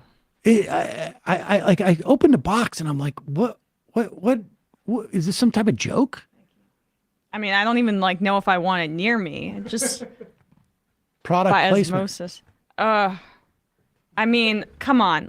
So Bradley, I don't even. He's disgusting. Thank you. We actually get he likes this kind of stuff. 75 cents commission every time someone vomits after drinking that. You're right. Yes, this is his. It's actually not his cheese because he'll enjoy it, but I don't know how that's possible. Between the 101 and the 5, mostly really great interviews just in the first couple of months this year. Amazing. All left is best. Little known fact, technically, it was a mistrans. Oh, Trump is now the anti-establishment candidate again. He's in his prime, whereas Ron the Spanish Inquisition is part of the establishment. Little known fact, technically it was a mistranslation. It should have been, it's easier to pass a large sailing rope through the eye of a needle than a rich person to enter heaven. But it also just makes more sense of the metaphor. I don't quite get that. Fierce Like Deity. something a rich person would say. Happy spring training, everybody. It should be an exciting Woo Sox season with 3 exciting pitchers in the rotation who could make their major league debut in Brian Mata, Chris Murphy, and Brandon Walter, as well as a defensive wizard and potential Red Sox center fielder, the future Cedar Rafaela. Sam Cedar night at Polar Park when? Honestly, like, I mean, I'm going to make a big attempt. I now know of 3 Chris Murphys. There's the senator, a Vanity Fair writer who's my friend, and now pitcher. Anyway, that's a lot of Chris I grew up in Murphys. Worcester, Mass. Like half the people I knew were named Chris Murphy. I guess that's true. The other half was like Brendan O'Day and Kevin. I'm trying to think of like what Kevin McShay. McDonald. McDonald. Militant apathy. IMer is right. The translation is comparing a thread to a rope used on sales. Interesting. I don't get it. Step up your game. Be a better comic. She didn't leave him for a black guy. Scott Adams pays a black guy to bang his wife. That's what he's been doing for our community. Oh, geez. All right. Tomov Link. Happy Fun Day Monday, folks. Welcome back, Sam. Everyone has done a great job in your absence, as everyone does under normal circumstances. To give some context about Wes Streeting, he's the Labor Party healthcare spokesperson. In that capacity, he has openly advocated for more private sector involvement in healthcare. Also, in my IM last Monday, I mentioned that it was my 1-year anniversary becoming a member of the show. Just want to thank you all for keeping me informed and entertained. Keep up the good work. Thank you for the membership. Appreciate it. Majority Report wardrobe coordinator. If DeSantis somehow wins the nomination, Trump's going to pull a Ross Perot and just wreck his chances. I think that's true. That'd be fun. That's true. Tonight, a very special episode of Little House. Charles consults various rating agencies to determine if his drinking water is safe, while Caroline talks to Laura and Mary about the age of consent. Fair dinkum. The Kingmaker has spoken. Jeb Betterman will sure carry Ron all the way. I know, unbelievable. I wonder if you could call it. I wonder if that's done to hurt DeSantis. Kilmeade should ask DeSantis if he can use the exclamation point after market Trumpins. Custodial artist. Hey, Sam, I want to let you know we're in the clear. The Democratic majority is solidly implanted. Joe was able to get 6 billion people over the southern border in just 2 years. And we all know they will and do vote Democrat. The show was fun, but we won. Left is 6 billion strong, best. Roadrunner. I have a family member who's entered an adult care home. It costs $9,000 a month. There are attorneys to help separate assets. Baltimore live show. Have you guys touched on the Florida death row inmates' last word for DeSantis? Yeah, I don't think we touched on it, but I saw that yesterday. Oh no, I didn't see that. He's just saying he's done way more harm for this state than I will ever do or whatever. Oh yeah, Probably I saw true. her spokesperson, the DeSantis spokesperson Pusha, got really upset about that. It's like, don't you have better things to do, or maybe respond to Trump? Like, Well, that could, yeah, they're terrified.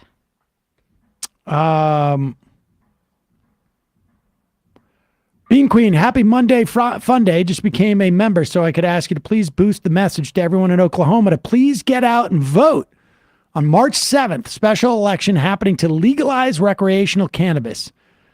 More info at yeson820.com. Oh, and yeah, tomorrow is primary in Chicago for the mayoral race. You could listen to our interview from Thursday on that. Make your own determination, but it seems like Brandon Johnson's like kind of the consensus left movement candidate.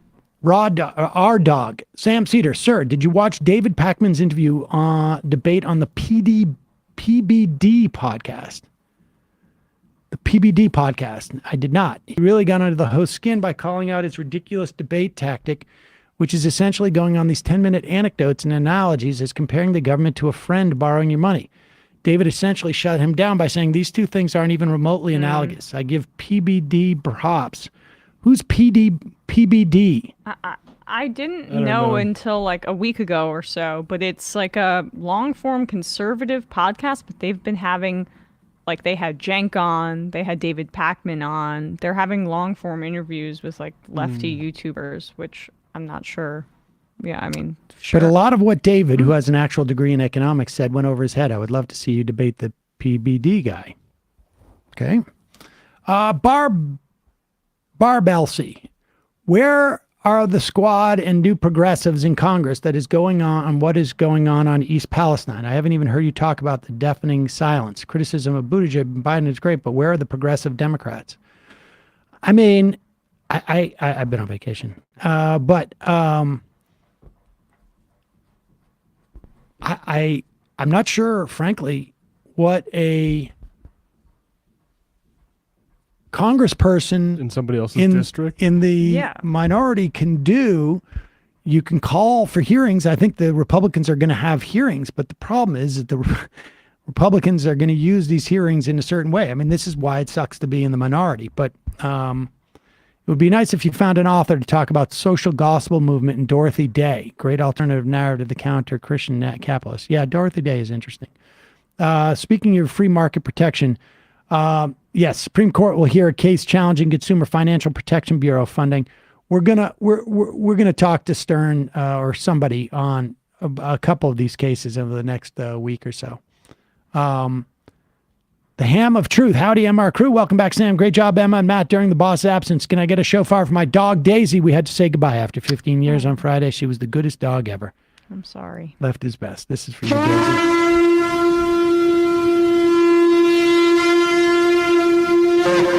So there's this guy who apparently is running for president in the Republican Party. Yeah. And Hugh Hewitt is like the guy who they deploy to stop specific people from running. And it didn't work very well because he did this with Donald Trump. Yeah, this is, you'll recall, this was, and this is on the CNN debate. Hugh Hewitt used to be on MSNBC. You remember that, right? Yeah, pretty sure he was. And I think it was around 2015 when they were trying to move fully Republican. And then they moved Republican in a slightly different way. But here is Hugh Hewitt questioning a young Donald Trump to try and stump him. And I think he also did this on his radio show too, I think, but here it is. Here's the question. Triad, though, do you have a priority? Because I want to go to Senator Rubio after that. Pause it. You just said about the nuclear triad. You got to start it right in the beginning. Yeah. Yeah, there you go. Triad, though, do you have a priority? Because I want to go to Senator Rubio after that. I think to me, nuclear is just the power, the devastation is very important to me. Senator Rubio, do you have a response? I do. Well, first, let's explain to people home what the triad is. Maybe a lot of people haven't heard that terminology before. The triad is our ability of the United States to conduct nuclear attacks using airplanes, using missiles launched from silos or from the ground, and also from our nuclear subs. Ability to attack, and it's important, all three of them are critical. It gives us the ability at deterrence. Now, some have become more critical. Trump sniffing. I knew that. Duke is important. Yeah. That's all you need to say. Devastation is important to me. It's the one of the two N-words. That's what he said last week. He said, he was like riffing. He's like, there's two N-words. You're not supposed to say either of them. One of them is nuclear. It's the ICBMs. Did I say that right? IBCMs? Intercontinental. ICBMs. It is like you said, the nuke subs, which I remember from my days in college, where you could see them. They built an electric boat on the Thames River in Connecticut. They would go up. I was going to school there, and then the basically bombing, B-52. like a B-52 flights. Triad. With the triad. So important. And so Vivek Ramaswamy. Is he a business guy Yeah. or something like this? Like, I get his sense. Like, I don't know what business he's in. He sold some sort of like pharma thing in his 20s, and now he's like a conservative influencer. There we go. And he's running for president. gonna raise his profile, and here comes Hugh Hewitt, the would-be candidate killer, and apparently, but not so much. That's for sure. It didn't kill me. So now Didn't hurt me. Ramaswamy's going to be president? Well, here we go. Are you familiar with the triad? The triad. You don't know what the triad is? Which context? What Nuclear triad. What's that? The nuclear triad. Oh, the nuclear triad. Yeah, you're talking about the. Pause it. I love this. Like this is where the value of being a businessman. This is the value of the businessman. Oh, the nuclear triad. Oh, I thought you meant the other triad, like the holy triad, right? Or the. You just had to be more specific. You got to be more specific. The nuclear triad. Yeah. Let me see if I can. Yeah. No, it's good. Nuclear. Very important. Very important. The whole triad. And the thing is, it wouldn't work as a dyad. It has to be a triad. Yeah, a lot of times people say, should we have a fourad? And I think, no. I think triad. Quatad, no. Quintad, no. Triad's best. Triad's best. Which context? What? Nuclear triad. What's that? The nuclear triad. Oh, the nuclear triad. Yeah, you're talking about our new axis of sort of evil here. No, I'm talking about the air, the land, and the sea nuclear deterrent that we won the Cold War with. I have to admit, I'm not familiar with that. All right, good for him. Admitted it. Good for him. Yeah, that's not disqualifying. It's just like his general ideology that's disqualifying. I mean, frankly, like, okay, let's say he knew that. Which is, I mean, it's a little bit rudimentary. But what difference would it make? I'm going to get experts to tell me about that. Yeah. If we need to go to dyad, we go to dyad. If we need to go quintad, we do quintad. I don't care. American ingenuity, that's the important part. He's written 2 books, Nation of Victims, Identity Politics, The Death of Merit, and The Path Back to Excellence, and, quote, Woke Incorporated, Inside Corporate America's Social Justice Scam. Well, he seems qualified. It's really depressing that, like, this is where the debate is about nuclear weapons. Like, are you serious enough about it? Are you big enough nerd that you appreciate our nukes enough? Right. And will you support more nukes and, like, maybe even using one instead of... Well, you'd be very serious if you used one. Yeah, whereas, like, if a candidate said, we need to, like, unilaterally start disarming, we have way too many things on this planet, like, there'd be a freak out in the mainstream press. That would be an anti-war position, right? I mean, he's been self-described as more libertarian leaning. Vivek? That would be consistent with that if they actually really cared about that. I mean, as if that wasn't just a marketing thing. Right. All right, let's do one more video. This is Ben Shapiro. This is really... I love this. Particularly for a guy who, like, so desperately wants to be in a different business than he's in. That's what I love about this. That Shapiro, I mean, it is well known that Shapiro went out to become a Hollywood screenwriter, couldn't get anywhere, and then, like, used his youth. Like, look at me. I'm 14, but I'm espousing the same thing that Rush Limbaugh said to me, and built a business off of that. And like a nerdy voice and inflection and big words. Built his business off of basically his failure to enter into what he really wanted to do, which was entertainment. I mean, he went and worked for Breitbart, who also desperately wanted to be something different than he was. And here he is explaining that the best thing about capitalism is it makes sure that everybody gets exactly what they deserve. And I love that they're being affected by inequality. Welcome to human life, where everyone is affected by inequality. There are inequalities in literally every area of life. That does not mean that the inequality can be laid at the feet of the quote-unquote system. Sometimes the inequality is because of behavior. Sometimes the inequality is because of the inborn differences between people. I'm a 5'9" Jewish guy who can't jump. I ain't playing in the NBA anytime soon. By contrast, there are people who are not as smart as I am. Those people may not run a business. Right? These inequalities exist throughout human life, and pretending that every human being is born identical is simply ridiculous. It is not true. Now, that's one of the beauties of capitalism, by the way, is comparative advantage means that IQ points, even if it might make you better at being a plumber than the plumber who lives next door, that doesn't mean that you should spend your time plumbing. It means that you should outsource the plumbing to the guy who lives next door, and he can be really, really wealthy. I know a lot of very wealthy plumbers, actually. Comparative advantage is a beautiful thing. It allows people to find niches where no one else is filling the niche. However, the perspective, again, of the Biden administration is that any inequality is a result of bad policy, which is essentially a Marxist viewpoint. All right, just to be clear, there's a mixture of both a straw man, as they would say, and then also just a huge heaping of just bullshit. The straw man is that the Biden administration wants to make everything equal amongst people. In fact, they don't even want to address inequality to the extent that I would want them to. But the idea that it's that people who have a problem with inequality, wealth, political inequality, want everyone to have exactly the same outcomes, that's the straw man.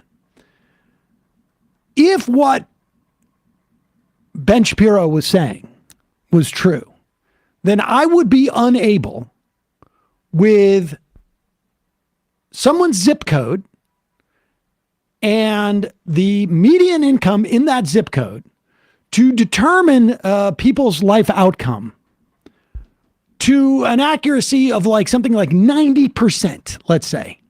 If what he said, that there was a meritocracy and that capitalism sorts out people based upon their innate abilities, then there's no way that I could tell you within a certain percentage of accuracy, pretty high, whether someone born in that zip code is going to go to college, whether they're going to make more money than their parents, whether they're going to make above or below the median income in this country.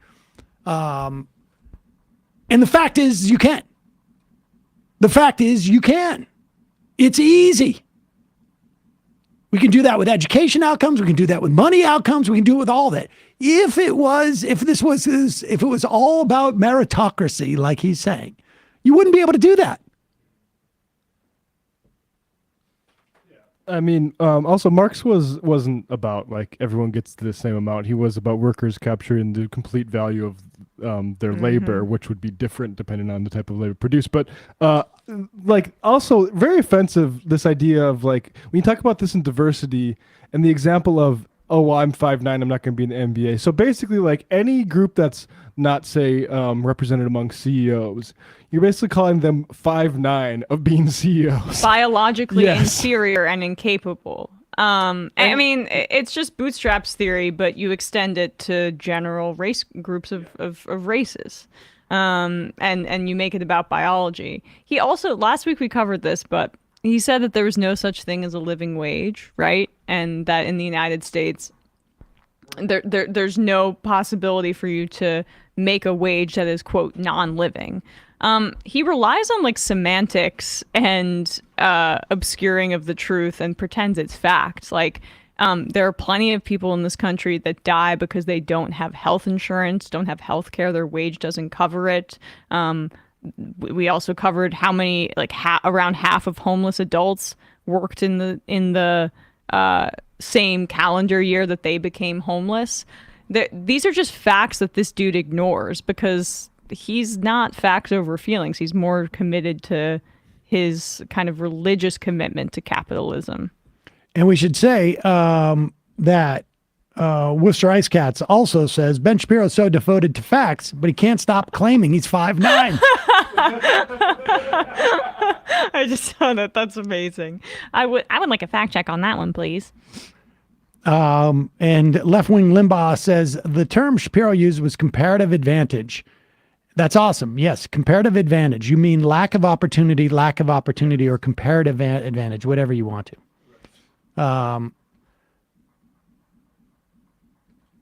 That's the. I mean that is it basically. I believe this is a quote from Marx. The cry for inequality of wages rests therefore upon a mistake is in upon a mistake is an inane wish never to be fulfilled. Yeah, he wasn't like the equal pay stuff. It's always funny because Jordan Peterson did this in his debate with Zizek too. Everyone assumes that Marx was like everyone gets the same amount of money regardless guy, and absolutely It's not. rather just the full value of the labor that they put into a thing. So in other words, I'm sitting there on the line making a car.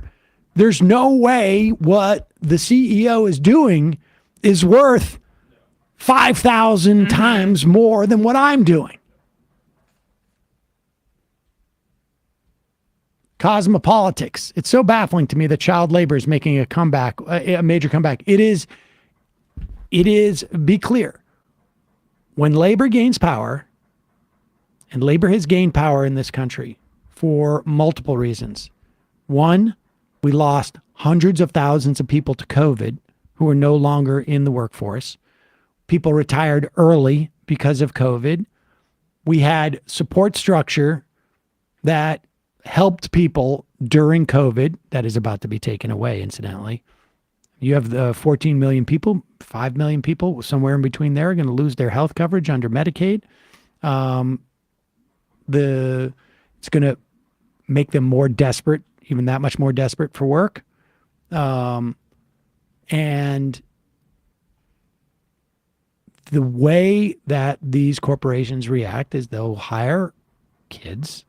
Kids have more availability. Like, kids can't go out. Like, there's almost like a monopsony when you're hiring kids, right? Because a lot of people won't hire kids because it's disgusting. And they can't unionize too. That's a plus. They cannot unionize. They cannot complain. They are doing it illicitly.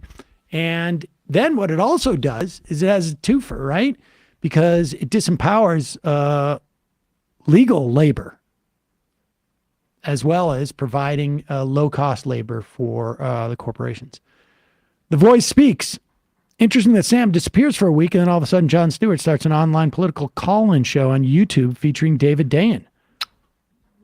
Whoa! I saw he was on a few months ago, right? I mean, It's not a bad show, I gotta say. Jesus, I'm Emma. sorry. Look, God, I need some loyalty around. Whoa, what's going on? I go away for a couple of days, and all of a sudden people are Jon Stewart's great. I just think you overstate the badness of his politics. That's all. John Sanctus. Yeah. Oh, he's so great. John God damn it. Moto. Every day I find more and more reasons to hate capitalism. Capitalist, great interview, freaking hell. I hate corporations. So great. He's so great. Nick Nitro. Emma, what is your opinion of... Oh, Emma, what's your opinion of NBA players taking games off for rest? I don't know. What's Jon Stewart's opinion about that? I'm more interested. What is Jon Stewart thinking about that? God damn it. We should cover those comments by Anthony Edwards today on ESVN. Well, we'll see what Jon Stewart has to say, and then maybe... Holy shit. Iowa kids, Iowa kids are walking out of school on the 1st regarding gay rights. They started a group called WTF Iowa. Oh, that's awesome. On March 1st. Luna Lee's 21. I love Naomi Oreskes. Merchant of Doubt is my favorite nonfiction book. All right, Ash Manson. We'll do a couple more of these, and then we'll go. That may have been the best interview I've seen on the show. Very good. Whoa, all right. Spocko. I judged Tulsi by the color of her hair. Boom in Afghanistan. Boom from Afghanistan. Matt Walsh shared the Rasmussen poll on Twitter and argued that it was genocidal rhetoric. He said if it's not okay for someone to be white, then obviously there's only one solution. Weird how he doesn't extend that same logic to trans people. Mm-hmm. I don't know. Maybe he does. L. Conniption. Feels like you guys' 2023 best of interviews list is already getting quite lengthy. Outstanding work. Even more next level outstanding than I'm used to. A Gold Kindler fan service. Question for Matt. Have you known any liberal NRA members? Oh, well, probably, yeah. But that, like, 10 years ago when I was still living in North Dakota, I feel like there was, like, Obama. I knew Obama people who were also in NRA, but that's probably sorted out a little bit since then. So I went to camp, sleepaway camp in Maine as a kid, and I would shoot 22s. We had At camp? A camp. And I found an NRA medal that I got for Ooh. that. Yeah. I mean, I don't think I was particularly, Yeah, I mean, I was pretty good actually. You should put that on take a picture of it and put it on your profile pic. I should do that. I'll find it. Jay Tingle. The Italian deli anecdote was David Brooks, not Thomas Friedman. And to be fair, Sam used the omniscient cab driver device to deploy his two bald guys fighting over a comb trope. Ed Shapiro is sticking with the claim that he's 5'9". I think that's very dubious. Yeah, I find that very hard to believe. Maybe in certain shoes. How Kevin Love He is only 6'11". hangs around with really tall guys. All right, 5 more of these. Bryce from Miami. Did David Pakman finally return the panels he stole from you? He updated his background. It would be funny if he took inspiration to update your background to be similar. Oh, we should do that. Space Case. Witches are some cool people, are they not? That's 2. Tammy 420. Whoa, I have to buy this book for my mother. She's a very smart and well-educated nurse for 40 years, always raised me Catholic, so conservative, but instilled with very liberal beasts such as sharing is caring and everyone deserves to be treated as a human like Jesus would. She always voted Democrat until Obama's second term. Now she's fully trumped up and conspiracy-filled. It's sad. She's taking online Hillsdale College course in reading the rise of the left, and like Alex Jones and shit. I told her they were a think tank and very well known for spreading propaganda. She said, I know, but it makes so much sense. Oh boy.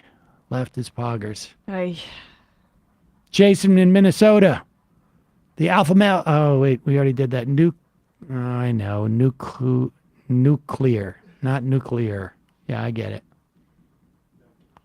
Picked up that habit during George W. Bush. Sounds better that way. Daredevil. Dr. Seuss Dilbert crossover. When? 2 more. Snarkorski. I don't understand the audience for Little Ben Shapiro. Is there really a huge audience for a reedy voiced high school debate goblin who signs his checks? And the final IM of the day.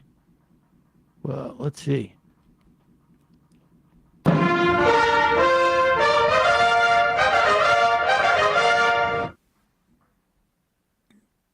Hitchens Ghost. This is a long one. I'm going to read part of it. Welcome back, Sam. Howdy, MR crew. I just retired from the Air Force after 20 years. I'm on the job hunt. I've noticed that defense contractors are so flush with cash that they can offer people like me with top secret clearances big money to do all kinds of things. It's hard to resist, but I want to let you know your show is a huge part of why I refuse to work for those monsters. The fact that I'll be paid a lifelong pension for my involvement in the U.S. military is something I have to wrestle with. And I understand that some might consider me a hypocrite. My change of heart happened a few years ago, and I wasn't going to leave without a financial safety net. You cannot be. Don't be so hard on yourself. You exist in society. Yeah. Exactly. And it goes on to say, fellow Dakotan here, Matt. I have a bit of a Canadian-ish accent myself, but I've noticed I don't say particularly like Jordan Peterson. Get a hold of yourself, man. Also, after you remember all that historical context? I'm 10 years your senior, and I learn from you every weekday, brother. Can't wait to see what you do in the space moving forward. No pressure, but the future of American political discourse in America rests on your shoulders. Okay, sleep tight. Matt! Bradley in absentia. Emma, great job today. Folks, see you tomorrow. It might take all the strength I got to get to where I want, but I know somehow I'm gonna get there. I wasn't looking when I just got caught between the truth and the light bar, but finding out won't make me feel any better. Yeah, I know the clock is ticking, but the meds are gonna kick in, and my pilot light shining bright. I get somewhere the choice was made, for the option where you don't get paid, for the road that bends before it finally breaks you. I guess somehow I lost my drive,